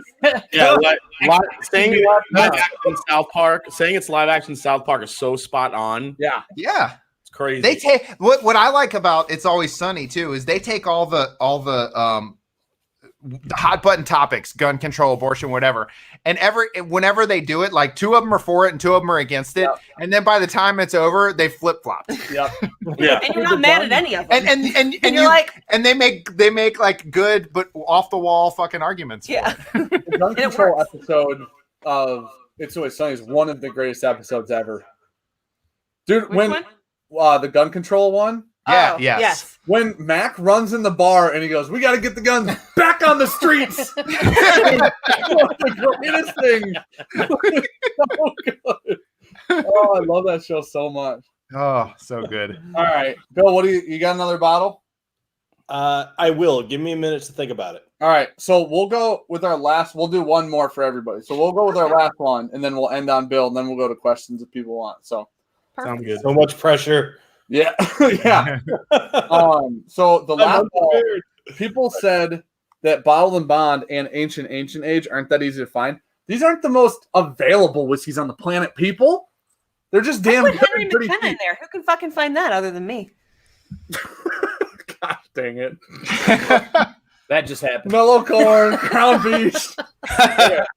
You know what? You all invited me. If You you- knew what you were getting yourselves into. If we were This is just not a surprise. if we were just doing sole just dollar value and we were taking availability and hype behind it completely out of the equation, I'd put Michter's Toasted Rye in there for $70. I love that shit. And for what a good rye tends to cost, I'd pay $150 for that and wouldn't think twice about it. Yeah, Michter's Rye, barrel strength Michter's Rye and toasted rye at retail Yeah. are insane. Yeah. I'd take that any day over the Michter's 10-year. Yeah, me too. Yeah, 100. I completely agree. So the last one we're doing is Stagg Jr. Oh, nice. The reason is Stagg Jr. and we haven't brought secondary prices into it the whole time. I mentioned that we weren't like that wasn't necessarily what it was about. But so Stagg Jr. is supposed to be around $60, and I know that it's hard to find.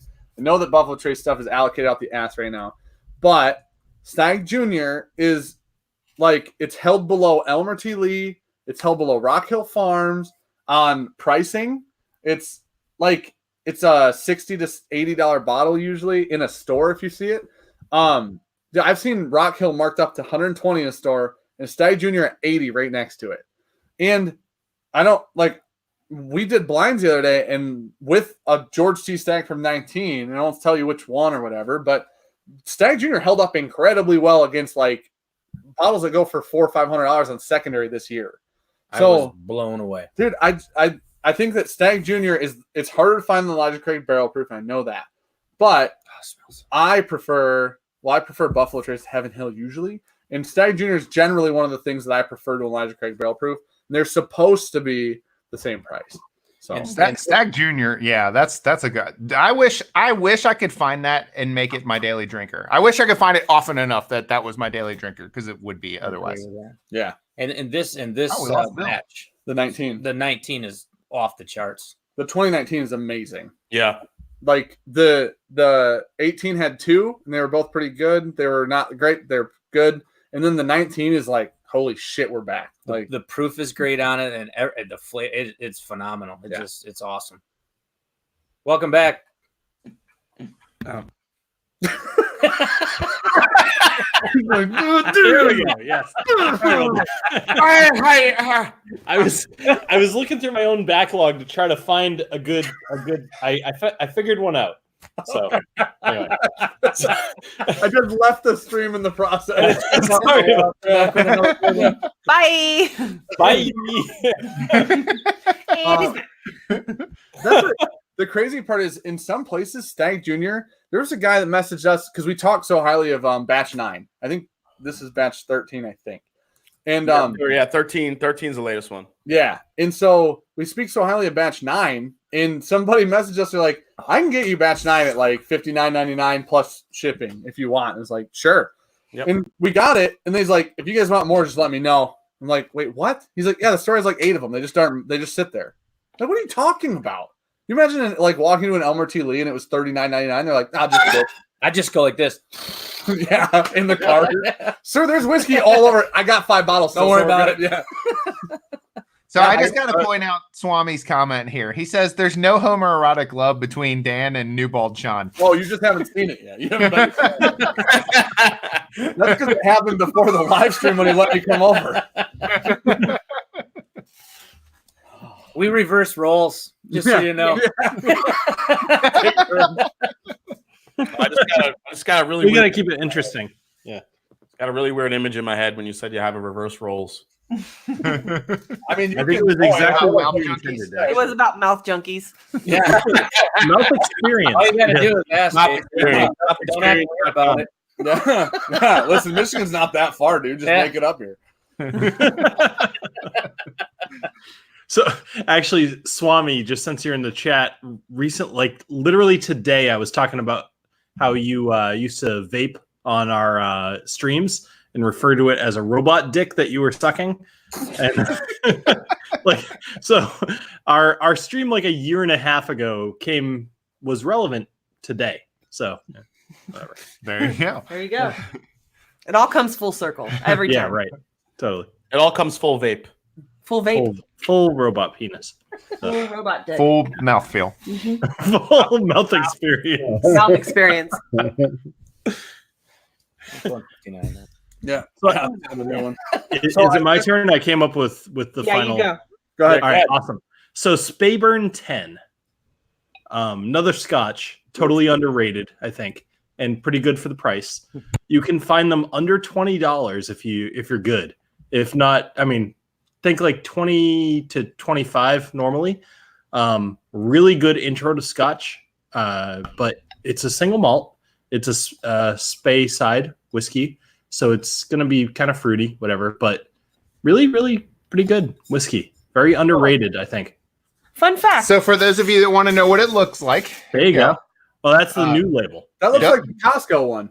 It does look like the Costco one. Doug Chrisope sent this to us.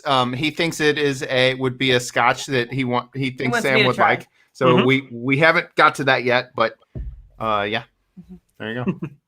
Yeah, I have recommended that one a lot to people as well as an intro, No. and it's worked out really well. Hey, Sam, what is it you don't like about Scotch? It tastes like shit.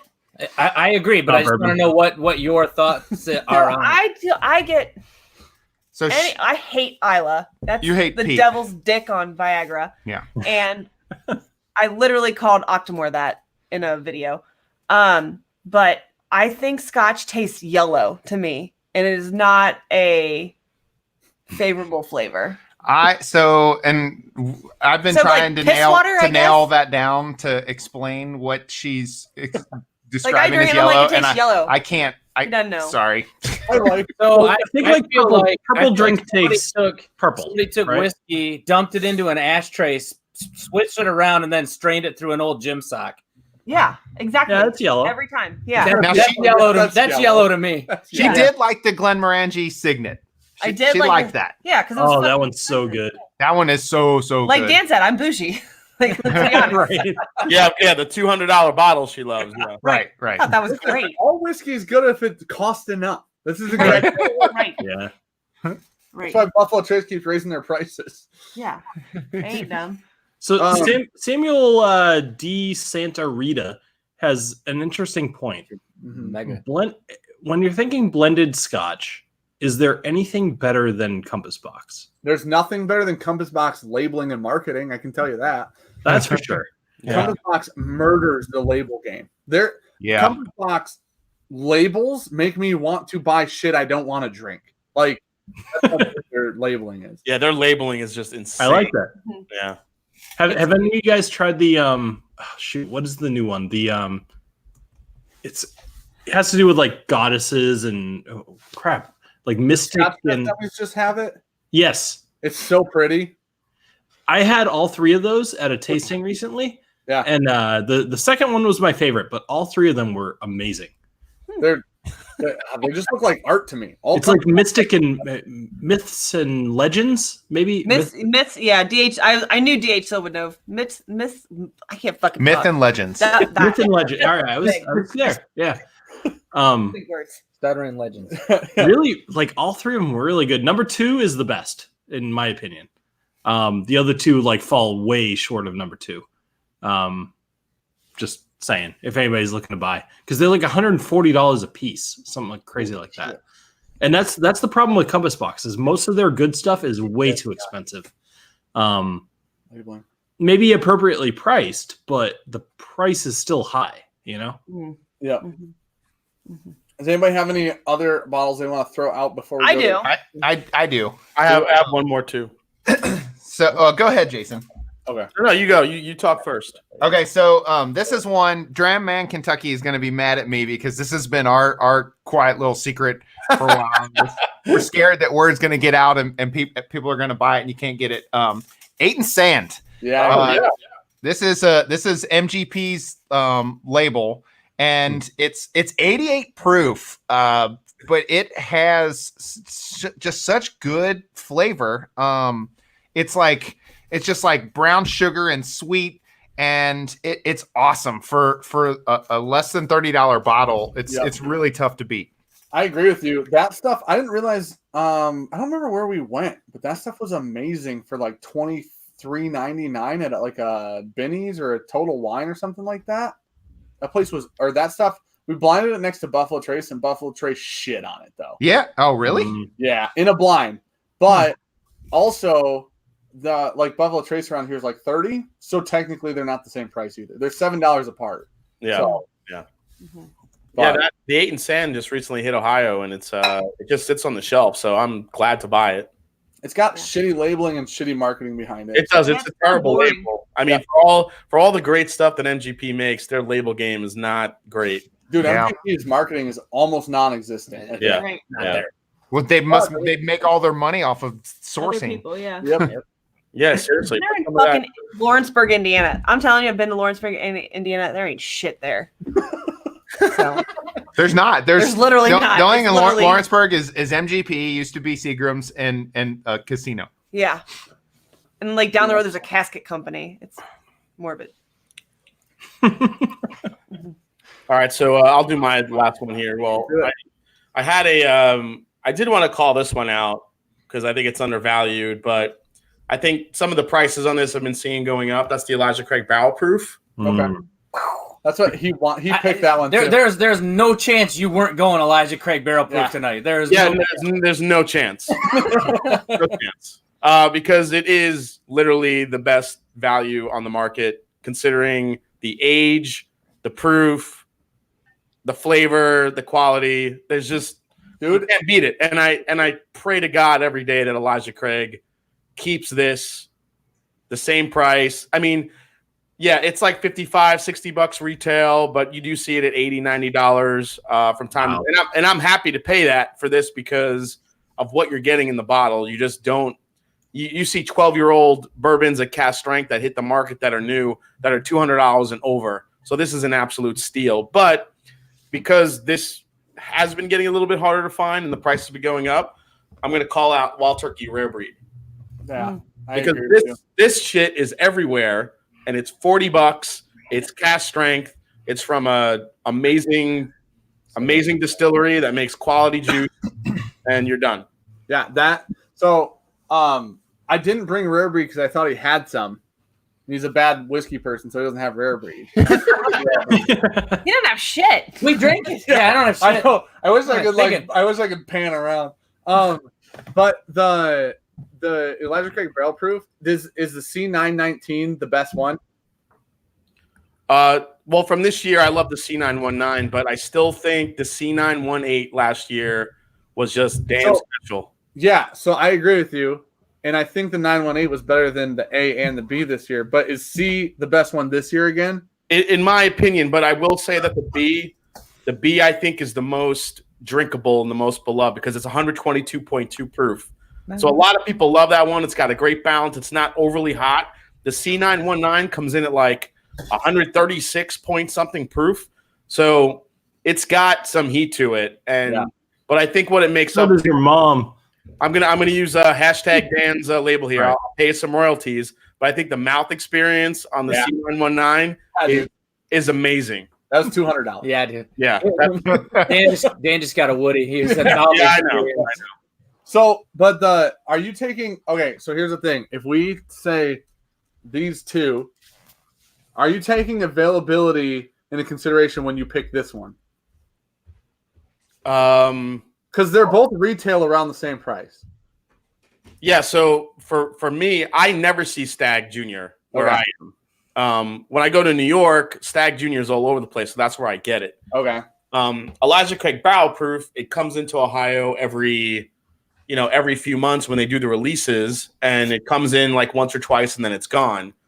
But that's why I wanted to call this one out, because if you're talking availability, rare breed is the stuff. But if you're talking just overall value, just no matter what the hell the bottle is, there's nothing that beats Elijah Craig Barrel Proof. I'm sorry. I agree with that. And locally, Elijah Craig Barrel Proof, it's available all over here. So we can't. I haven't seen a Stagg Jr. in Michigan yet. Not this whole year. Not this whole year. Yeah, not this. So the ones that I've gotten were outside of Michigan. Yeah. But that Elijah Craig Barrel Proof is killer. Yeah. I haven't seen Stagg in Kentucky either. I've got it from Mike M, who lives on the other side of the country.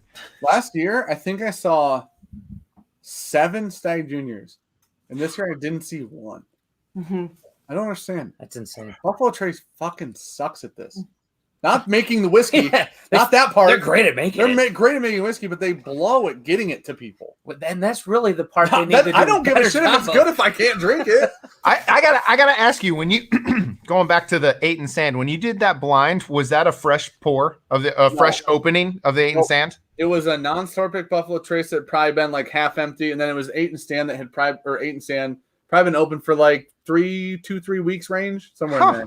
Because that one tends to open up really nice. But to be fair, when we did it blind, it wasn't the number one pick either.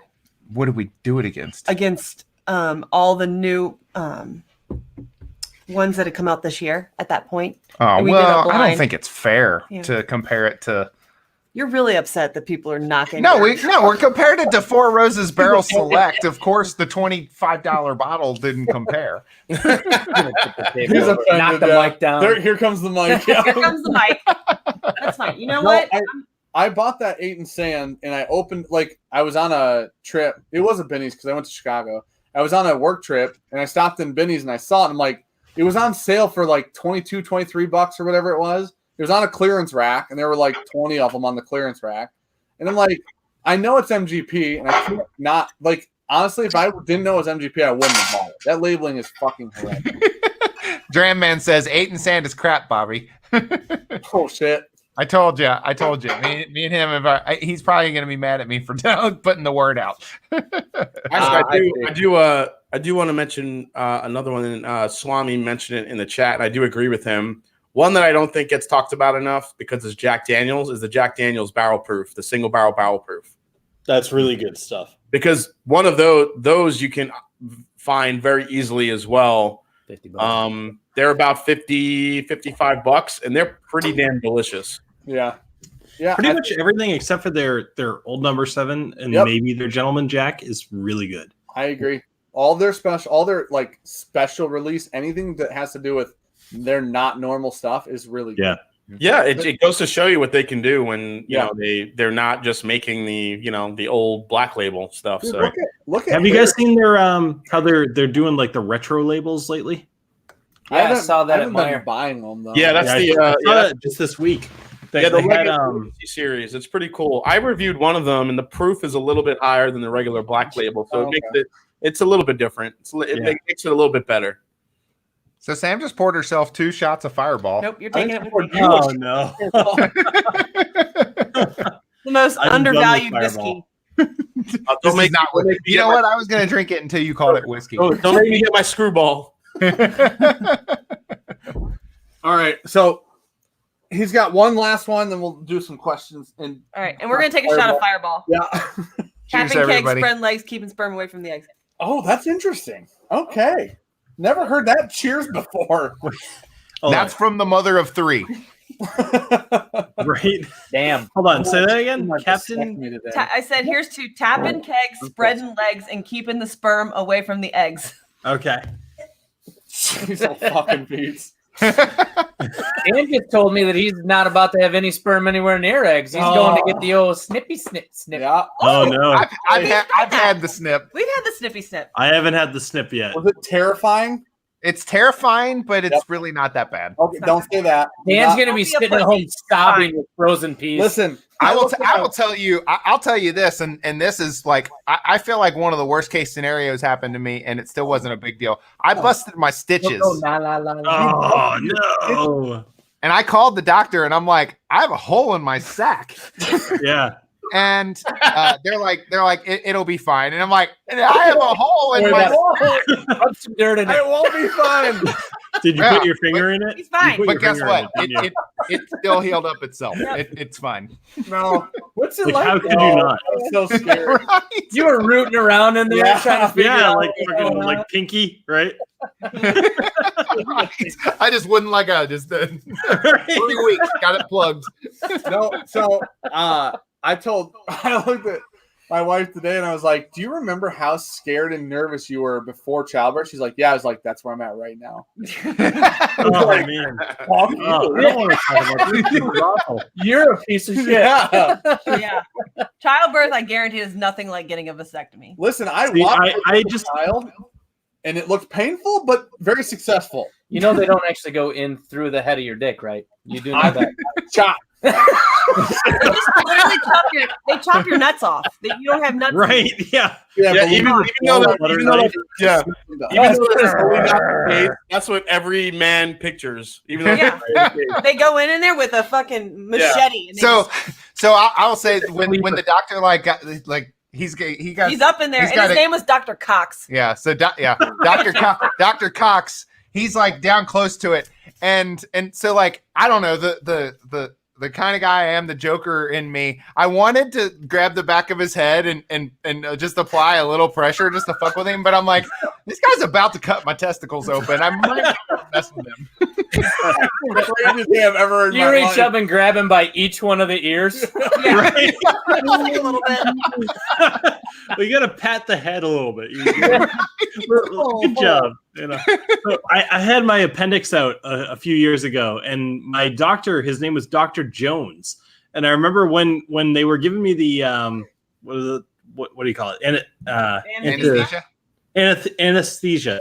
I did a live before I came on here, so blame the whiskey. Anesthesia again. When I had the anesthesia, I remember asking the doctor. He was like, "Hey, my name is Dr. Jones. I'm going to be in here. I'm going to remove your whiskey. Jeez. I'm Dr. Jones. I'm taking out your whiskey. I asked him where his hat was, which Indiana Jones. Dr. Jones, Dr. Jones. Dr. Jones. Yeah, exactly. So I was like, "Hey, where's your hat?" And he was just like, "Oh yeah, funny, right?" I've never heard that. Like, before. that's the The first next time thing I know, I woke up and I was like, "Oh my god, did I really just say that to the dude who's about to operate on me? What an asshole I am!" He's like, "Hey, while I was in there, I harvested a kidney too." Right. Well, actually, when I woke up, the nurse was like, "Oh, by the way, we fixed a hernia that you didn't know you had." I'm like, that dude did me a solid, and I just insulted him. Like, Way to go, Dr. Jones. See, I'd rather give up a kidney. you're right. And get snipped. Oh, easy. What the fuck is wrong with you? Tomorrow, dude. What? For free. I'd pay to give up the kidney at this point. I'm going to handicap myself for Listen, the rest of my life to sure. not get snipped. The liver does most of the work. $50 bill, $50 bill. I just don't. So I'm going to a place that's no scalpel. No, it's not. I won't have. They doing the laser? I think it's laser. Yeah. So I won't be able to stick my finger in my balls like Bobby was. You don't You're know. lost. You don't realize if that happened to me, I would have a full blown meltdown, dude. Oh, I did. Dan would pass out and he'd wake up and Ricky'd have her pinky in Yeah. there moving it Yeah. around. I would have the full mouth experience there. Yeah, and Or Sean Donald in there. yeah, Sean would be there holding Dan's hand the whole time. Yeah. That's what Ricky's like. She's like, did you? Because she's been telling me that I need to, right, for 18 years now, Yeah. or something like that. And so, after the second kid, I figured my time, right? So Right. now she's like, are you gonna do it? And then tonight, I was like, so I'm kind of hoping to get something out of me scheduling this, obviously, right? And so I'm There like, should be a reward. yeah, Yeah, I'm definitely. about to end my life. Yeah. And so she's like, I was like, I scheduled my vasectomy. She's like, no, you didn't. I was like, I swear to God. And she's like, are you serious? When is it? I'm like, Friday is my first appointment. The next Friday is my next appointment, like the actual thing. Ooh, Yeah, it's so You're- soon, dude. you're it's you're 10 days away from D-Day. This is why I'm so scared. Woo! Yeah, Oh man. my God. Ugh, crazy. Like, Wait till you have to bring in a sample to make sure that Make sure it you're- took effect, because you walk into that office and you hand Hand them your splooge. the and you're like, you hand them "Here." the cup and everybody knows what's in that cup. Yeah. Dan's gonna wait and give it to him on site. do I just knock one out, or what are we talking to? This is my last one, so I might as well. Doc, I didn't bring a sample. You have a nurse or something. I mean, what's going on? Oh man, I don't want to. I'm so scared. David Hatton said more bourbon. No, listen, they're like, you need 2 full days of rest. I'm like, well, they do them on Wednesdays. I'm like, okay, I work in IT, so I sit down all day. I'll just get it Wednesday. I'll do my rest at, like, I'll go to work and sit down. She goes, oh, no, like 2 full days of rest. I'm like, hey, how about we relax on this? Like, you can't even go to work shit. Like, we would have been back to work in 3 days, right? Right. Baby. Yeah. So mine, I'm going to milk the shit out of this. I'm Oh, going to be yeah. honest. Oh man. Yeah. Yeah, I have no desire. My No, wife me neither. has one of those. What do you call it? It's shaped like a T, and it's An An like IUD. yeah, IED. I'm cool with that. Like, Not- you can not- call not them an with your insane IED. explosive Right. I shoved it up there. And Yeah, I think she's due for a new one. Actually, I would rather go that route than the slice and dice. Need to reload. shit. I've Right, never, so they have popped out twins. So for me, it was a no-brainer. yeah. Right. I've never heard Bill sound more Italian. It's like those things that is shaped like a T. You're the fucking you get the IED. Forget about it. Get out of here. Get out of here. I'm not getting it fucking again. I'm fucking whiskey dicking around. He's dick mouthing around. I'm mouth experiencing. Oh my god. Oh, we need right. to get to these questions. Questions, Yep. Dan? Let's do it. Okay, hold on. I wrote a bunch down, and then there were a bunch since I wrote them down. So, I get the all right. Oh yeah, no, do this. So the last bottle, you want to talk about it, and I agree with you.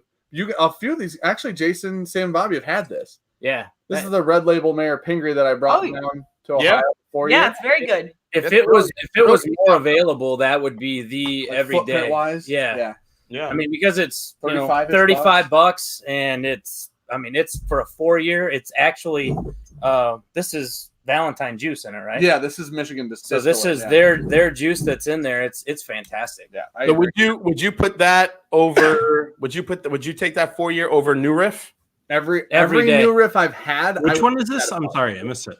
It's let's see. There we go.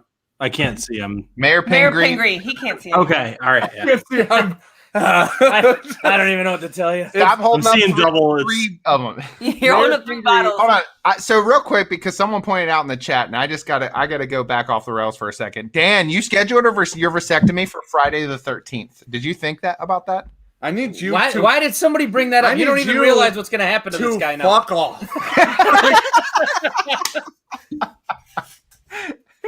That was the worst possible thing anyone could have said. Listen, I'm not even superstitious. I'm just terrified. Like, I've been putting this off. Oh my gosh, I'm Just go do it. Just fucking do it. It really- Feel it- pussy. it's not that It's bad. bad. Here's the problem. So we met our deductible, and my insurance is 100 so now it's free. Do it. So Dude, that's you why don't it's have to like talk us scheduled for into it, now. dude. I Just need go to get your nuts cut off. That's It's why I fine. scheduled Don't- my eye exam, not a vasectomy. Yeah. I told her, she goes, I don't know if we can fit you in this year. And I'm like, my deductible's paid. I need you to fit me. And she goes, we can probably make it work. And I'm like, no, I'm so scared. You're No, No, don't do it. in your nuts. We got a solid 10. Knock this thing out. ADHD fishing, it's way worse than people say. Dude, I was trying to talk to him today, and he was working like an irresponsible adult. That's terrible. That's Yeah. dumb. I'm trying to talk to him, and then now he's being an asshole. You know what I mean? Yeah, no. Okay, let's get to some questions. Some of these are hilarious, and some are pretty damn good questions. So, John Moore if you could only drink one rye, one bourbon, one wheat for the rest of your life, what would they be? If you just want to pick one of those, that's fine as well. Oh Jesus! Because one of each would take a long ass time. But if I could drink one bourbon for the rest of my life, are we excluding insane shit? No. Yes. Because if not, we would all drink George T. Stagg for the rest of our life. Yes, that's the problem. I can't do that now, so Yeah, that's true. So let's say what if it's available? What you can drink? So what? Wise Let's for call us it like to- what under $300 on secondary and semi almost available. Okay. That narrows it right down. I actually know all three of my answers. Yeah, that really narrows the field. Real specific. We're basically not Pappy is the only thing. Okay, let's put it this way: if I'm going not super expensive but hard to find right now, I would go Elmer T. Lee for me As your bourbon. as my bourbon forever. I would go Elmer T. Lee. Okay. John Moore says available. Okay, and he was only asked a question. Thank you for the $2 super chat, sir. Nice. Okay, so available, I would go Woodford wheat whiskey for all three, if that's available. If that's considered available, that would Is it that good? I haven't tried it yet. Dude, It's freaking amazing. it's just I feel like it changed. Not a Woodford fan, and I drank that and went, whoa, hold on, that's Yeah. not Woodford. I really like their rye and their double oak. yeah. I like some of their double oak stuff, especially picks. Some of their double oak picks are awesome. Yeah, I tried the double oak pretty early on though, so I might have a different opinion about it. Some of the double oak picks are really good. dude. A lot of the double oak picks are like breakfast time, like warm waffles and syrup and butter. Yep. That's basically what it is. Yep. So I have my answer for all three of them. So I'm gonna go Pikesville Rye. Okay, that's solid. I'm gonna go Larceny, even though it's cheap. I really, really like it. I agree with you. I was going to pick Larceny. And then my bourbon, I'm gonna go Booker's, but I'm gonna go 2017-02. Which one's that? Do you know the name? That is the Is that the center? Blue Knights or something like that. Blue Knights patch. Yeah. Yeah, Okay. that one of all the Bookers that I've tried, that has been my favorite. And I think of the three of those, I would be really happy. Okay, I feel like that's fair. I just go Woodford wheat across the board. If I'm going to go rye, do you probably have like it? will it? I'd drink 1920 every day. This one, Bill, the 2017-02. Green label, yep. That's Yep. sealed. Wow, That's unopened. That's I'm impressed. Talk about availability. That's what Yeah. When old Bookers pop up in my stores, I just grab them. I don't really care if We it's don't know anything about him. if it's a couple or a few years old. I'll just grab them. Just Because he's like, that's a future Bobby problem. I don't have to worry about if it's shitty or not now. Bourbon's saying apparently you heard me say hookers, not bookers. Of all the hookers I've the tried, hookers that I would have for the rest of my life. yeah, they'd be awful young. All right. Good That one. Well, I don't know. But we talked about before. It's what I'm drinking now. It's what I drink almost every time I drink bourbon. Old Grandad Wood 14. It's what would I drink bourbon the rest of my life? The one I'm gonna drink for the rest of my life. That's fair. Good choice. What about a rye? I'd go 1920 for a I'd go rye. Pikesville. Yeah, I'm with Bill. Pikesville. That one is so good for $50-ish. Yeah. And what about a weeder? I'm Larceny barrel proof. Probably OWA. Oh, God. Yeah. Yeah, it's a good choice. How much people like that until I talk to everybody but me. Yeah. Like, Hair's going up, bitches. And I just got one today. all right, what do you think, Jason? Definitely Elijah Craig barrel proof for my bourbon. But Russell's Reserve single barrel is probably a close second behind it. Yep. Yeah, I would think for rye, I would probably go. I would definitely go Pikesville for the price for $50. I think it's amazing. And for my weeder, I want to say 107, but you know what weeder I really love that they made is Wilderness Trail. The Wilderness Trail bottle and bond weeders, as they're getting older, they're just getting better and better and better. So I would probably go with that one. So is your mom.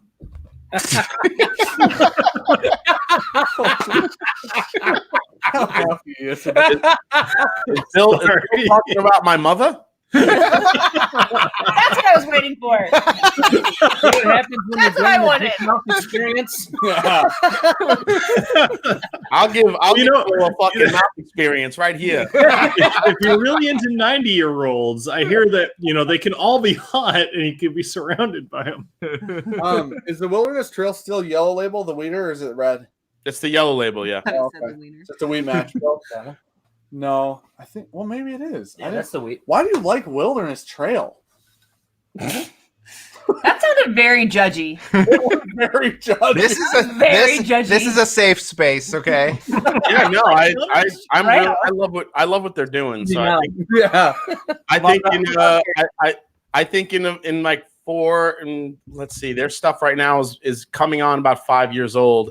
I think once it gets to about 7, 8 years old, that stuff's going to be even more coveted than the Weller stuff. That's interesting. Yeah, Joseph Brazo casually says George T. Stagg, Booker's Rye, and William LaRue Weller. Why not? Oh yeah. Oh, The only reason I didn't choose Booker's yeah. Rye is because He just Why did we not basically, think of that? That seems he basically picked my ultimate like Yeah. That's like the dream team right there. yeah, that's Yeah. crazy, man. I feel like Booker's Rye is. I've never seen it for below 300. I've seen it at 300, I would immediately pay. but $300. never below. I'd pay $300 for that in a heartbeat. Yeah. I would buy all Actually, of them. I would finance a house to buy all of them for $300. you Booker's Rye was life. I stopped and gave calls recently when I saw it for 900. It made me. I wasn't gonna do it, but it made me hesitate. Last year at the whiskey tribe event there, Scott brought Booker's Rye and let me try it, and it was life changing. It was so is. good. It really is. Ridiculously good. Yeah. ADHD Fishing said, "I'd pay $300 for a hand job."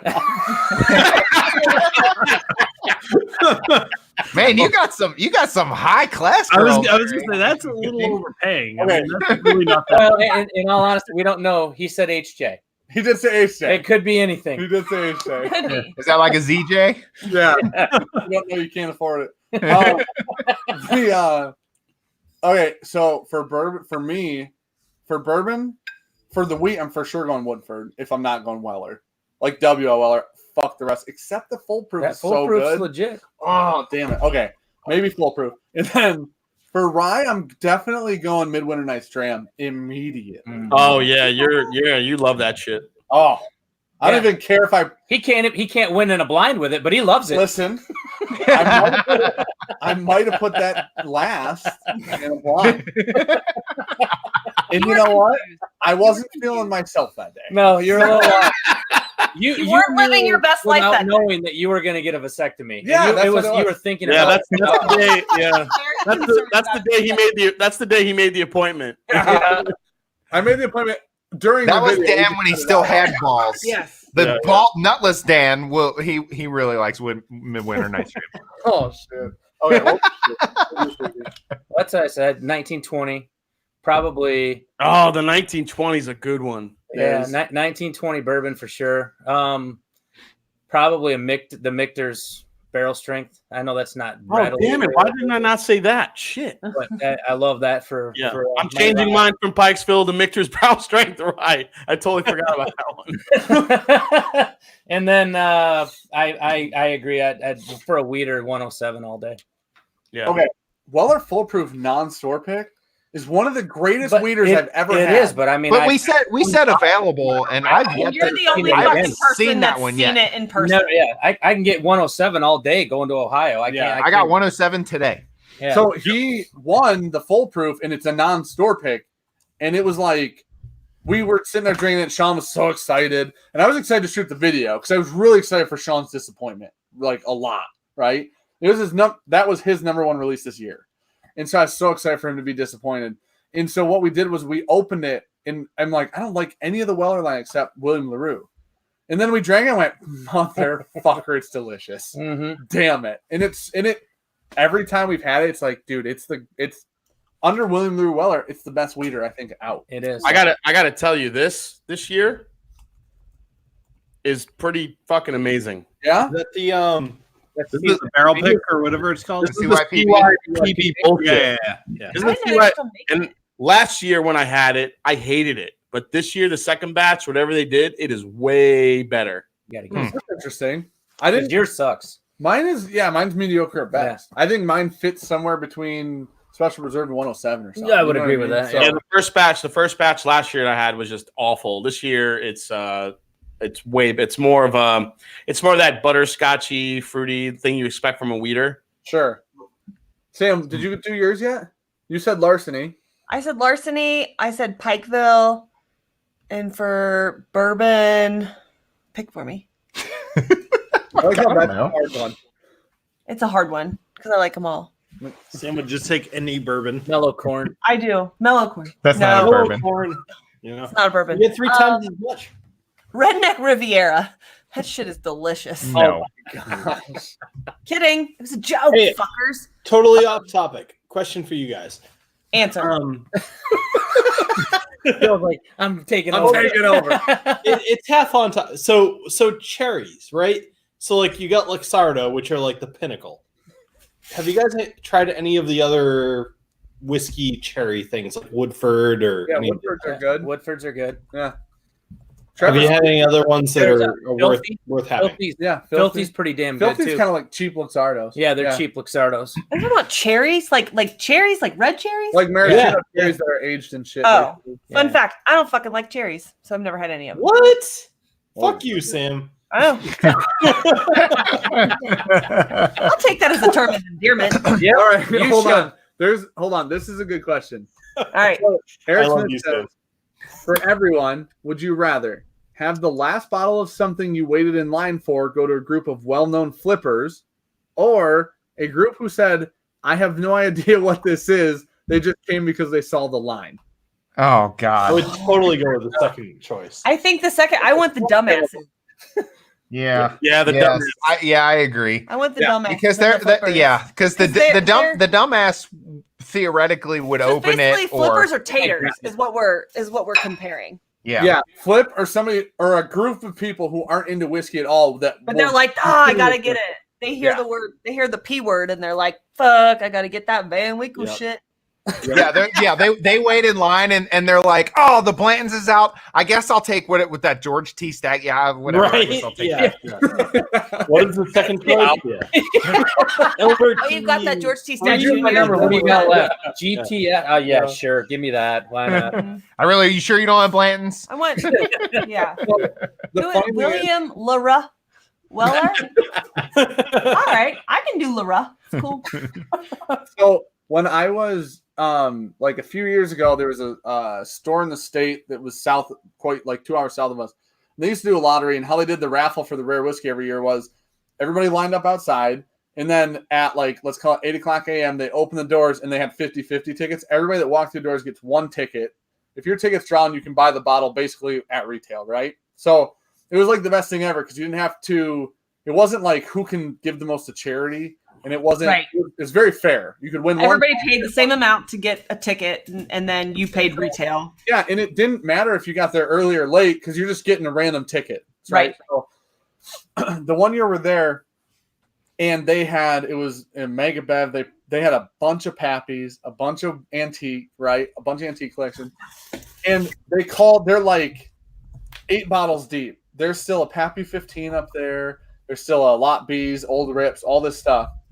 And there's Elmer T. Lee's, Old Forester birthday bourbons. They call this guy's name, and the guy's like, "Woo!" And he was like screaming. He walks to the front of this packed store, and when he gets up there, they're like, "Ah, shit! It was 8 out of 6." And he's like, Jesus. "Oh, fuck!" And He just- tips the table over. He's just pissed. So he walks back to where he's staying with all his buddies, right? And he ends up getting drawn like from last. And this is right before you couldn't find Elmer T. Lee or Rock Hill so Mash Bill 2 is like just leaving stores basically. They draw his number. He walks up and he goes, "The hell's left? Guess I can get an Elmer T. Fudd." And he's $35 he got an Elmer T. Lee, and he should have had a Pappy 15. Oh yeah. He was so irate, but when he he just yells, the store's full. Guess I'm getting Elmer T fun. And everybody's just losing their shit. I felt so bad for the guy. So Eric Smith in the chat wrote, the guys who think that the Pappy lottery means a free Pappy. I've ran into that person. Oh yeah. But you wait online and they call your number and they think that they automatically just get a free bottle of Pappy. They don't realize you're winning the chance to buy it. Yeah. Right. Yeah. They're like, wait, I'm not spending $100. Fuck that. Yeah. How do you even get in that line without realizing what you're getting into? I don't know. They showed up for something else. Yeah. Oh, there's a line. I might as well stand here. What's going on? Light. What the hell? Yeah. What other questions did you have? Yeah. So, Brandon Sprague, what are your thoughts on Dickel winning Whiskey of the Year? I'll let other people go. Oh, let's let Dan. Let's let him Dan go. loves the Dickel. Wind up Dan and just let him go. We'll just shut the old stream down here in about 20 minutes. Right. I'm gonna go Here we go. back. So this year is the year of the worst fucking awards ever. I know, right? McKenna won, right? Whatever. Don't talk shit about McKenna. No, but it won like the best whiskey ever award. Yeah, and that was really dumb. It's And not that then, great. 1792 Full Proof. Jim Murray put that first, and that's silly.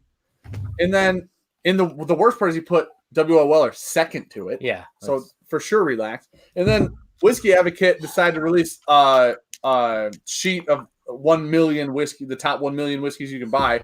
And number one happens to be Dickel Bottled and Bond, which is a 12-year. I think it's around $40. 13, yeah. It is. I mean, we've had it, and It's garbage. It is hot trash. Hot trash. It is Flintstone vitamin bullshit. Honestly, it's. I know I get that it's like an old Bottled and Bond, but for anyone to say that is better than what else has come out, like any release this year, every release has been better. 1792 Age 12 years is better. Everything's better. How the hell are you going to put that bottle first? I don't understand. I'll never. Yep. When there's, I get it. If you want to, I think Whiskey Advocate takes availability into consideration. I think that's part of their thing. Yeah. So that blue bottle is everywhere in the South. just not up here. Not up here. I've never seen it in person before. Dude, so it's not up here either, but the thing about it is the Heaven Hill, Jason let us borrow Heaven Hill. Jason's got that ugly fucking bottle sitting there. right It is. There it is. And this is not I don't think have a mouth experience. Even though I think for 30, what was it, 35, $40, if you like Dickel for a 13-year bottle and bond whiskey, I mean, if you're thinking it value-wise, I mean, it's great, but there is no way that this is better than the Four Roses 2019, the Elijah Craig C919. I mean, come on. Like, what are they tasting? Dude, you know what it's not better than? Is the Jack Daniel's Bottled and Bond. Yeah, that's true. It's not. So I wish I could remember right now, but I can't. The person sent us 2 samples, and one was Dickel Bottled and Bond, and one was the new Jack Daniel's Bottled and Bond. And we put those. I'm like, these are not going to be good, either of them.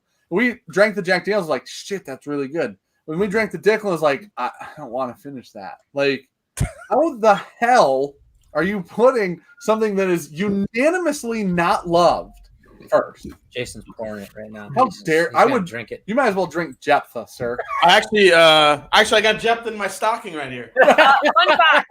That is basically coal, dude. I got it. I saw on Instagram, Jephthah has a really big New Year's Eve party, and I think maybe not this year, but at some point we need to do it there. I was just to let you know, I was not invited to that. Oh. Well, I found it on Instagram, so I bet we could sneak you in.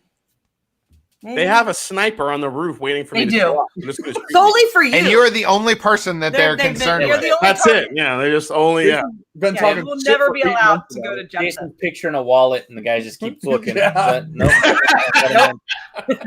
And it says dangerous at the top of your head. yeah. Wanted. Wanted. What do you guys think about the Dickel winning? We've never had Dickel. Have I we had could- Dickel? Yeah, you've never had it. I've never had Dickel. If they're I've had factoring Dickel. in- It's not bad. Sam loves the Dickel. I love As, Dickel. as the I don't resident know anything whiskey about that dick, Dickel. I think I can speak about the Dickel.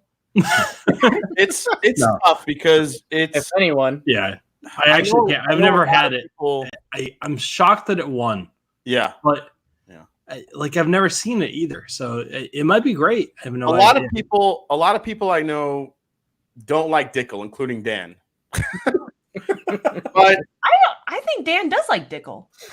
Different Dickel. Different Dickel. Which one are Sorry. we talking about? Different Dickel. if you're Dan and I looking- like the same Dickel. There you go. There you go. There you if you're go. looking at the bottle, as a whole, so whoever was tasting this or on the panel or whatever, if they had the palate that actually liked George Dickel whiskey, I mean, think about what they're tasting, the age of this, and the price.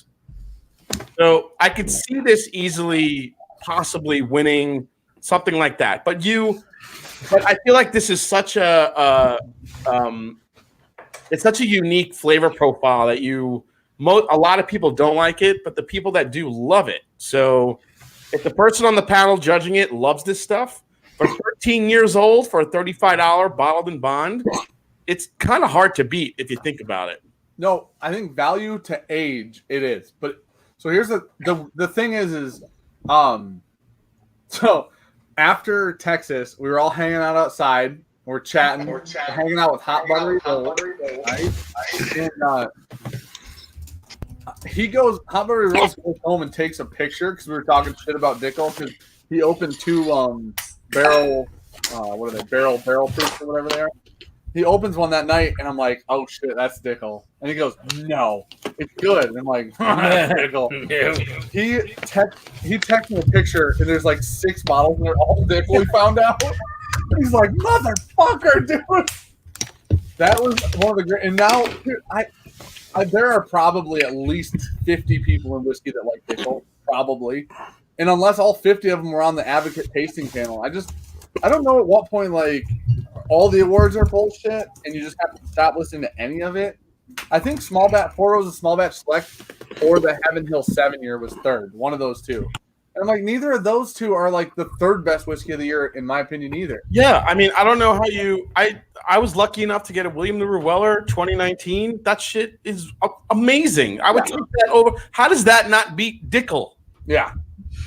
Like, what? It's very weird. So last year, Whiskey Advocate seemed to go super off profile. They went like the Heritage, the Jack Daniel's Heritage, which is really good. Mm-hmm. They went with the Crown Royal, the 13-year Blenders Mash, which is pretty good. It's weird for Canadian whiskey. They went like with a bunch of weird stuff, but none of it was like, why the hell was that there? And this year, it seems like everything's like, what the hell's going on there? Like Whiskey Crusaders, Matt says it has to be available whiskeys only. I mean, but it's that like available so relative because I can't get Heaven Hill up here. Like, if Jason wouldn't have let us borrow it, we would have still wouldn't have it. Yeah, like we can't get Dickel Bottle and Bond up here. You know what I mean? Like, half this stuff is only available in like 5 or 6 states. So I'll make sure to bring you a bottle back. Yeah, let me know. Yeah, if you find one. Yeah, just for you. Yeah, I mean, if you're going on pure availability, I mean, I get it, but I still don't see how it beat out like Four Roses Small Batch Select. Yeah, you know, some of the other bourbons, like even Rare Breed. Like, how does that beat Rare Breed? Yeah, I completely agree. Yeah, and Rare Breed is definitely available everywhere. I'm not even a fan of small roses. Small Four roses. I don't like I'm not a fan of small roses either. But, Big and bushy. Big and bushy roses. Terrible. I mean, Yeah. So if the list was had parameters for a certain price point, like 16 under, I could. That's way easier for me to think why that would win. Yeah. All right. So, Bourbon Bottle said, "What is one bottle that you want but haven't gotten this year?" Let's say outside of William the Weller 19. outside of Antique Collection. Any BTAC? Well, I don't know. I feel like Weller Foolproof. yeah, that's fair. Yeah. I mean, they're Yeah, most I can likely see where that going to would be like rare bottles. I got fuck it. you, dude. But I can see where that would be one you'd want to get. It doesn't even come to Michigan and you have one. For me, it's easily El Martini 100 at this point. For me, it's not even like a consideration. There's not another bottle except Eagle Rare 17 that I would even consider having. To me, I like Elmer Teely, but I don't know that I mean, Nope. Did it do much for you? Here's what you have to expect. You have to expect Elmer T. Lee with like 10-ish more proof. So it's just a little bit better than Elmer, but there's only like it's like this hyper limited release. And I just want to have that like really gorgeous bottle. And like I'm so obsessed with Elmer. but unlike the majority of the Elmers out there, Elmer didn't pick it. So that's it's probably- true. Yeah, Stop being damn smart, but Bobby. here's the thing. Damn you. There are people like Wheatley is picking shit and it's still delicious, right? Like he's not doing a bad job at this point. Would you buy an Elmer T. Fudd 100? Oh, I would buy Without a three. doubt. That's what I want. I'd buy 3 Fuds. But I think I've tasted most of the releases this year. I haven't even seen 100. And I don't know if you're talking like this year only releases. Yeah, but this year only. for me, like you get these crazy high west distillery only release picks. Those are freaking awesome. I would Yeah. love to get my hands on some of those. Yeah.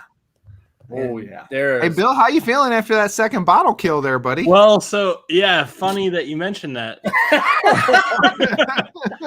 So here we go with the. You weren't kidding when you said you Sorry. might finish it on this trip. What was that?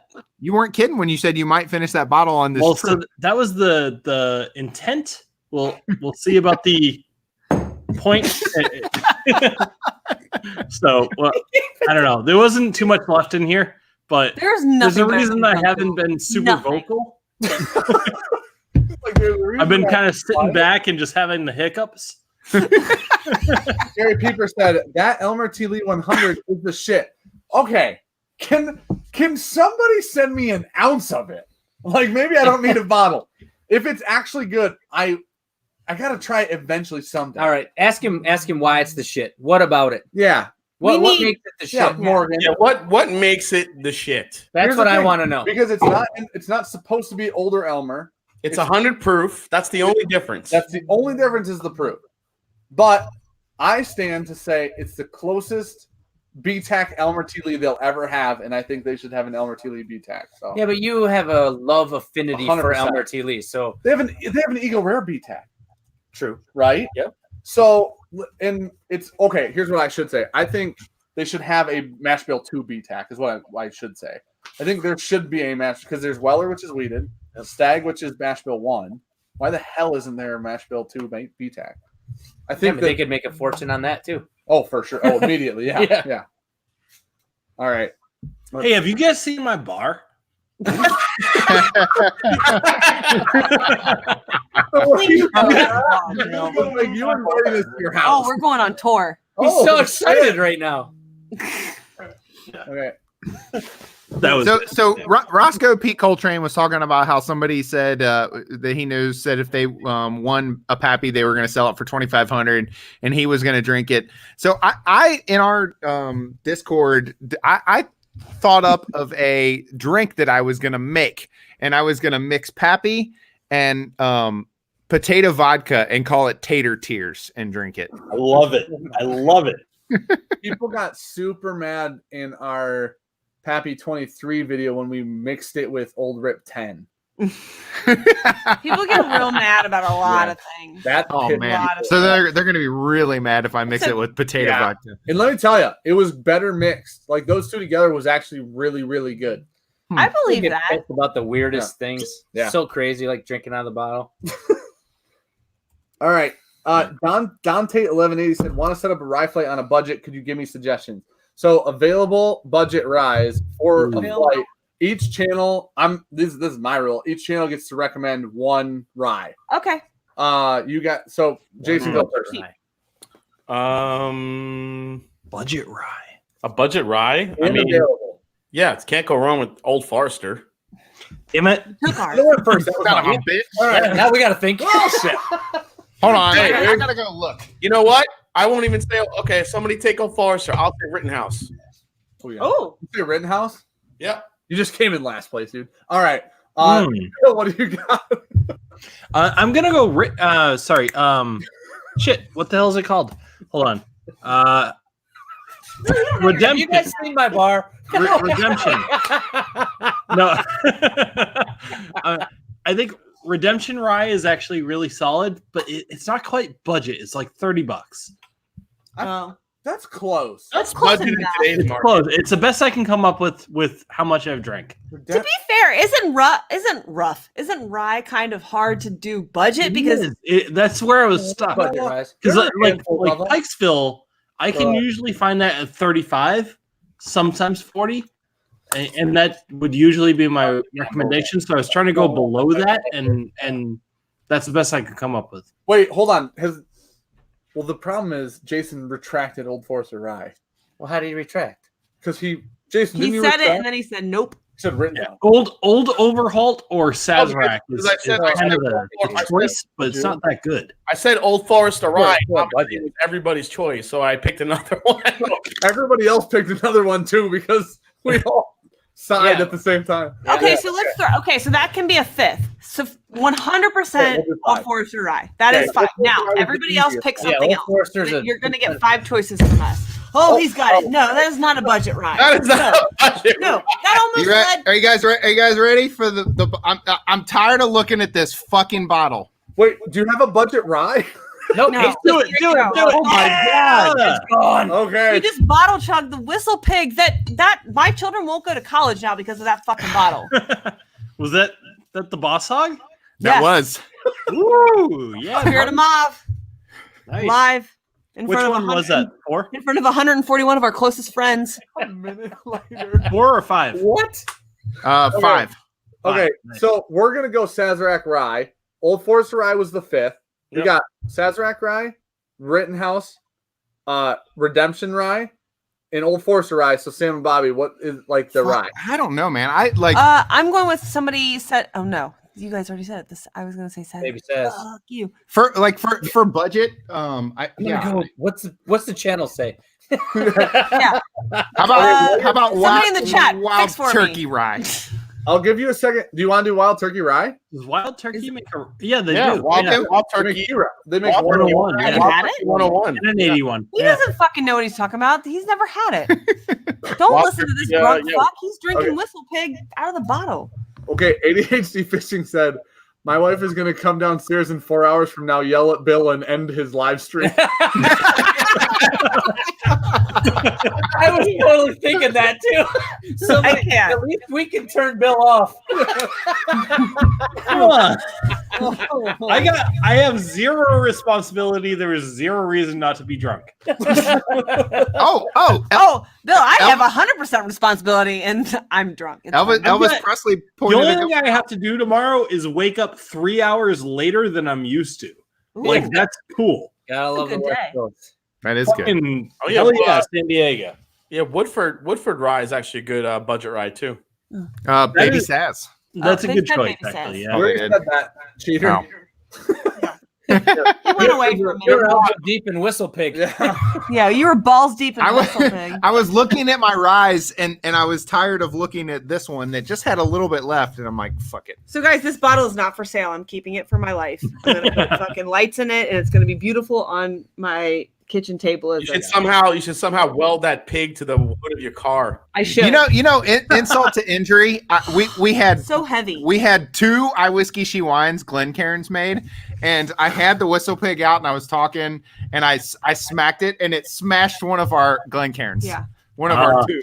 Mhm. See, I like the idea of welding a WhistlePig to the car because you could have a Honda Piglet. Honda Piglet. I like that you guys got that. On the topic of randomness, Okay. The Honda Pilot. Come on. Did you guys come, Sam and Bobby, did you come up with a rye for this poor person? Jesus yet? Christ. No, not for budget. Let's We say suck. Sazerac and you're done. Somebody No, said we double already rye. said that. You know Yeah. what? We'll switch ours to double rye. You guys want Baby Saz? Yep. Bullet Sold. rye. All right, Bullet done. rye. Oh, there you go. Bullet rye. Done. Bullet Rye. Oh, man. Bullet's So easy to come probably by. Old It was Forester, actually Baby pretty Saz. good. Yeah. I would say. Oh. yeah. That's a good rye. Bullet rye? It's a good Yeah. rye. I'm gonna fucking try the bullet ride right now. Actually, that's one of our early videos. That should be a naughty or nice. Okay, never mind. Can't do it. And It's here. come up next week. I think it was like number 7 for me or something like that. Okay. So hold on. There was John Moore said, as a Houstonian, I think that's how you say that. I'd like to know y'all's Houstonian? Houston, like from Houston, Like he's really into being stoned. huge Estonian. I guess he's from Houston, Texas. So he wants people's honest opinions on Texas whiskey, likes/dislikes, maybe an idea that would improve your opinion of the whiskey here. Ugh. So here's the thing. I have opinions, but you go. Treaty.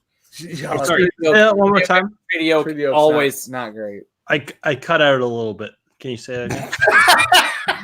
His computer or camera didn't cut out. He cut out. Like, he definitely cut out. Dan, I went to sleep halfway. What you were saying. He's feeling that gold bar. Whiskey, yes or no? You're not supposed to blow up my spot like that. I love How many streams have I been on with you guys where all of you have, well, except for Bourbon Junkies, Mash and Drum and Whiskey She Wines, you guys have both been drunk on my stream. Give me a break. Absolutely. Wait, we don't point We're fingers. not judging. You do you, boo boo. Right. You got this. What was the question again? I'm just waiting for you to move the furniture around in your hotel room. I will do that. If you were heading west I'm and pretty it's sure that's going 80 miles an hour, I'm pretty sure that's bolted to the wall, but I will move it. I'm fucking huge. The question was, do you like Texas whiskey? Yes or no? Fuck yes. I love Texas I whiskey. do too. I wanted to hate it. wow, boom.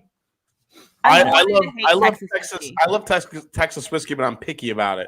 Yeah, I think that's a really good way to put it. Iron Root, Balcones, and but TAH makes some really good stuff. I've had some real funky other stuff, but I think the Texas funk in some Texas whiskeys, what separates it from the other ones. Like Iron Root has found a way, and Balcones has found a way to take the Texas funk, but also keep some of the traditional bourbon flavors that you get and traditional whiskey flavors and combine them to its advantage. Whereas I know some people love, what's the hell the name of that? Who makes the cowboy bourbon? Garrison Brothers. Yeah, some people love Garrison. That stuff is way too Texas funk for me. I'm not a fan, and I think it's way overpriced for what it is. But I think Balcones and Iron Root has probably been the best one that's kind of combined the two worlds to make a really good balanced whiskey. Dude, that's super interesting because I like Iron Root, but I don't like Balcones at all. But I don't like Balcones either. I love Balcones. Remember, most Balcones stuff is a Texas single malt. Oh, okay. So if you don't like Scotch, chances are you won't like. It might be, but it's fucking great. Have you guys tried Tawakero before? Try it. Wait, hold on. He just pulled out whiskey that is it called Texas whiskey or it's actually whiskey Crusaders? Matt just mentioned another one that's really good that I got to try in Texas was Andalusia. They're making some. That's what Sam's drinking right now. Yeah, Andalusia is really good. Andalusia is really good too. Yeah. The Gala days gave us some. So what? Like it's like with Scotch. With each region, everything's a little different. And so I've had people ask me, would I am Kentucky. Fucking love Kentucky. It is. I love Kentucky, and I would blow Kentucky if he could. Right. Give him the old mouth experience. Yes. His mouth experience. The old mouth with, experience. I love Kentucky bourbon, and But that being said, I love the idea of other region bourbon popping up and being different and giving us more whiskey options. Yeah. So I think here's the thing. I think like Kentucky and mainly Kentucky, but like Kentucky bourbon is a thing, and then bourbon kind of like reached out. There's a lot of bourbon that's made here that's like craft in Kentucky, right? It's not drastically different. It's still, if I gave you like this Pingree and then I gave you like a New Riff, you'd say they're both bourbon. But when you go to Texas, it's not. You wouldn't. Texas is as different to bourbon. America. It's bold. It's bold. It is bold. It's like Texas. Yeah, it is. It's big. Yeah, it's big and bold like Texas. And somebody asked who. It's so crazy though with the fluctuations of the Which Andalusia is this? Texas. Yeah. this is awesome. This is So so whiskey awesome. works trying it's fine. Don't worry to figure out how to age their stuff slower because it ages so fast in Texas. right. So like now distilleries there are trying to figure out how to slow it down wherever like Indiana and Kentucky are trying to speed it up. Yeah. Yeah. That's an interesting idea. I like that. It's not going well. So they need to send their shit to Texas. Texas needs to Yeah, send it out yeah. here. Somebody asked who would use their hall pass with Trev Wilson. I would. I would. I would. 100%. Yeah. That's all of us except Jason because he's saving himself for me. So I am. I would have a three-way with Trev. Whenever he's ready. Bobby's ready too. You better hurry up. He's shooting blanks in 2 weeks. We have no legacy in 2 weeks, buddy. I don't know what you're waiting for. Joseph, like legit for a sec. So Joseph, what do we call him? Brazo. Brazier. Brazo. Yeah, Brazier. Yeah, he's on. He's Brazier. right, Jack right? Reacher. So Texas whiskey doesn't age fast; it oaks fast. Yeah, a similar concept. I know they're not the same, but similar concept. Great. Yeah. Well, so somebody said something about whiskey aging slower from Texas. Like, I guess if you have an oak whiskey or a heavily oaked whiskey that was a little bit slower, What is that? they're fucking whiskey, right? But like, there's something there where it's like a heavily oaked whiskey that still had flavor would be really, really fucking good. And I'm trying to think of what would match that flavor profile. Some people would say Pappy, right? Isn't that heavily oaked with the flavor? Elijah Craig 18 is like shittily oaked. Shittily. It's a different. It's a different oak flavor. It just Yeah, It's just like over or oaked Kentucky bourbon tastes different than over oaked Texas bourbon. You can't really compare it. Yep. You can't. compare it. Texas bourbon is so just bold. It is just it just punches you in the dick. Yeah, and you're like, whoa. Texas bourbon, Texas whiskey has like this musty, like saloon floor mustiness. Cowboy boots. It just has like this this mustiness about it that I think I've been calling Texas whiskey like the modern dusty because it has like this dusty musk aspect to it. to it. It's got a scent. Yeah, there's just musk. there's a must to it that makes it interesting, and that's what I really like. It's just like some distilleries use it to their advantage, and some distilleries, don't know how to really use it.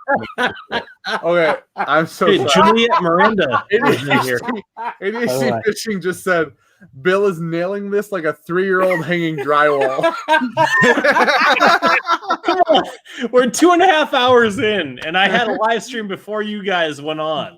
Like, it's not my fault. Hey, Juliet Miranda, what's up? Hey, Juliet. Holy shit. All right. Totally not my fault. I'm out of most of some of the other questions are too long to answer like this.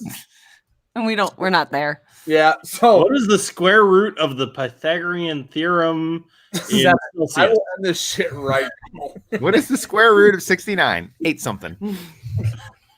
God. That's fucking That's terrible. good, babe. She said that's good. No, that's not good. Do not give Not it good. credit.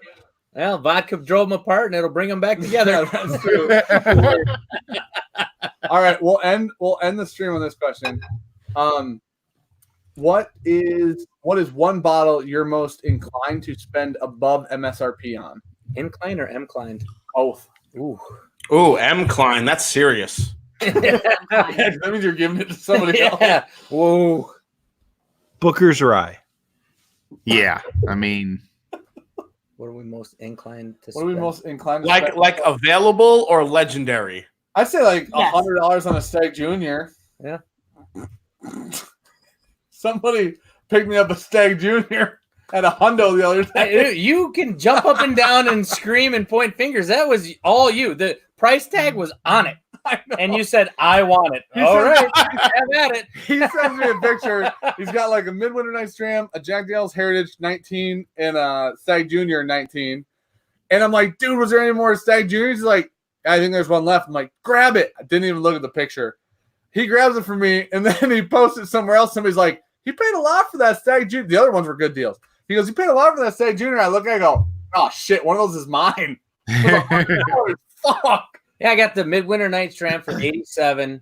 Ooh, I got the Jack Daniel's Heritage for 59. Yeah. And then they had the 19. Stagg Jr. 19 for $100, and we Yeah. haven't seen it anywhere. So I'm like, if I balance the three of them out, I've got a good deal on all three. So I'm buying all. And then Dan's like, yeah, you know what? Give me one of those Stagg Juniors. I'm like, whatever, dude. That's what you want. After our blinds the other day, not mad about it though. No, it's After so we good. did blinds, Yeah, I would probably, and I have paid more for over our MSRP. Any Elijah Craig barrel proof and probably the Colonel Taylor barrel proof, I would pay over retail for. For sure, I agree with the barrel proof too. Yeah. I don't even know retail on the barrel proof's like 80-ish. Yeah, it's when it comes to Ohio and it hits, it's $80. Yeah.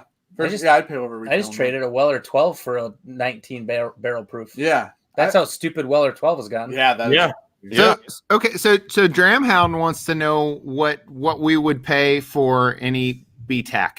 What's your top dollar that you would be willing to pay? I would pay. Which BTAC? I would pay $300 or $400 for an ER17. I think it depends on which one. Handy and Sazerac, I probably wouldn't go too far. I'd probably maybe do 150 the most. Stagg, I'd be willing to go to like 200, maybe 250. Weller, I would definitely go to 200, 250. Now, Eagle Rare 17, that's the one that I've never really ever seen, or it's so rare. I would probably, that would be the most I would pay for one just because of the rarity of it. I'd probably pay 300 for Weller or Eagle Rare 17. You say 300? So here I think an interesting thing is a part about it is what I agree with Jason. I would pay 200 for any of them if I wasn't getting all of them. Yeah. Well, if I'm only getting one of them, I'll pay 200 for any of them. Yeah. For any one of them, That's a fair assessment. Yeah, definitely. I agree with that. Yeah, definitely. If I'm getting all of them, I'm not going to probably drop $1,000. Right. Like, I'll probably pass up Handy because that for me just isn't my. I've had 4 of them now. And that for some reason. See, he loves Handy. I fucking love Handy. He loves a Handy. Loves a Handy. Beyond the joke of the name. He just fucking really love it. likes the girth of a Handy. Wait, no. The Handy doesn't carry the girth. True.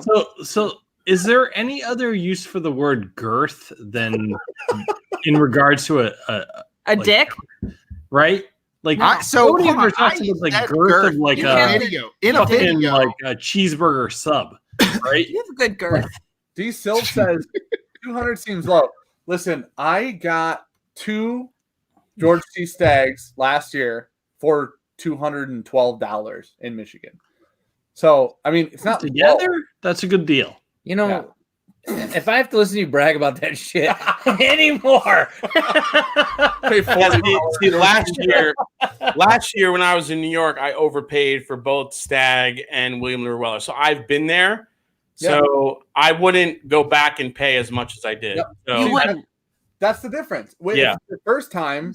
So Sean and I split a George T. Stagg for $300 last year because we never had any Buffalo Trace antique collection. So if you're popping your cherry, you'll spend the money. 100%. I agree. Yeah, I could see that. It's like on a wedding for me. I went all out on my wedding with him. But that was my second wedding, so I was like, So he didn't give the fucks he gave about his second wedding, 0. Me, all out. And even afterwards, like to me, we spent a lot. Well, my mother spent a lot of money, and I said I would rather have the money she spent than the wedding we got. I said hands down, no. No. Your response was, "You don't love me. You don't love me, right?"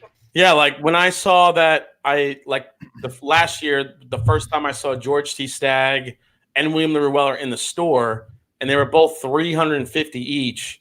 So to me, being a newbie, I was like, "Wow, Done. they're under $400." So yeah, I'm doing this, but Yep. Now knowing that, I probably wouldn't spend that much. I'd still pay $350 for the Weller, but not the George C. Stagg. I think the crazy thing, and I'm gonna piss Dan off probably by saying this, but like the Stagg Jr. performed better than the George T. Stagg. Yeah. So it's like, man, I won this in a raffle, which was awesome. But if I was paying that, I'm just like you, Jason. I would have paid $300 for that. And the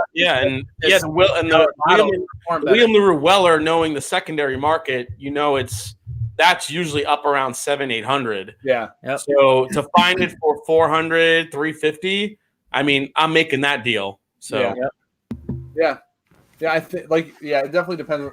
I've heard from one person and then another group of people that 2019 the Eagle Rare 17 was the best bottle in the whole bunch. Yeah, I've heard that numerous times. So if the Eagle Rare 17, if I saw that at like 400, knowing that the markup on that is over 1,000, I'd probably definitely pull the trigger on it. In So how do you get it though? I've never even seen it. I've only ever seen it at one bar, and actually, I was gonna say I saw it at one bar. That's it. Bill, if you're not drunk enough, take a walk to the whiskey house. It's there. Wait, really? Yeah. Did you see him sit forward? Yeah, he sat right up. Yeah. Where's the whiskey house? I was originally thinking about going there tonight. So I'm out in here California. in San Diego. You'd appreciate it Right, now, I Bill. thought about doing something special every single night that I'm out here. And tonight was going to be either editing or the whiskey house. Tomorrow is Ballast Point, which is a beer place. Most of you will know it. But Thursday could be the whiskey house. So what is it? The Eagle Rare 17? They have the Eagle Rare 7, and they also have a little Booker's Rye left, buddy. Ooh. How much? Ooh. He said, ooh. How much is the 17? The 17 was pricey, but I also tried the OFC from Buffalo Trace there, so don't go by me. Ooh. I don't know. I might. Money. Jason, We've never been to California. Fun fact. Jason may or may not have an old Weller. When? A layover to Hawaii. Oh. An old You had an old WLW that we may or may not have tasted. You did. You had the one that I have from 2014. Fuck, dude. Yeah. Yes. This is amazing. It's 136 proof. That's what sucks. You try something like that, and then everything else is wrecked. Ruined all these bottles I have here is forget it. Yeah. Why did I do this? Yep. He brought it out after our live stream when we were down in Ohio and let us drink it. It was like, oh, whoa. Yeah. Yeah, here it is. It's friggin' amazing. I still got a little left. It's 135.4 proof. The only Wellers I've had, the only WOWs is that one, and I had an 18. And both of those I would pay $350, $400 for sure. But I've also never had a WLW in my possession. I've drank it, but I've never owned one. Yep. And it's like, I mean, the secondary on the WLW is a 700-800, and 1,000 to 1,200 on the ER17. And those are the two bottles that I want. Like, I'll pass. I wouldn't pass on a handy if it's the only one I'm getting. Well, nobody would. Especially Nobody would pass on a handy. I mean, aren't handies overrated at this point? Like, I'm just. Yeah, 100%. Yeah, they're 100. Yeah. Yeah, like we're beyond that, right? Sam is referring to the other kind of handy. Yeah, I'm referring to the other kind of handy, which is and I'm still agreeing with Sam. I'm agreeing. Thank you. Yeah, that? 88. Yeah, but if you can just chill like this, though, I mean, there's something to that. So I gotta find. I would be on the opposite end of that, doing this, and I'm not about that life. Trev Wilson made a really philosophical and deep comment earlier. I can't find it.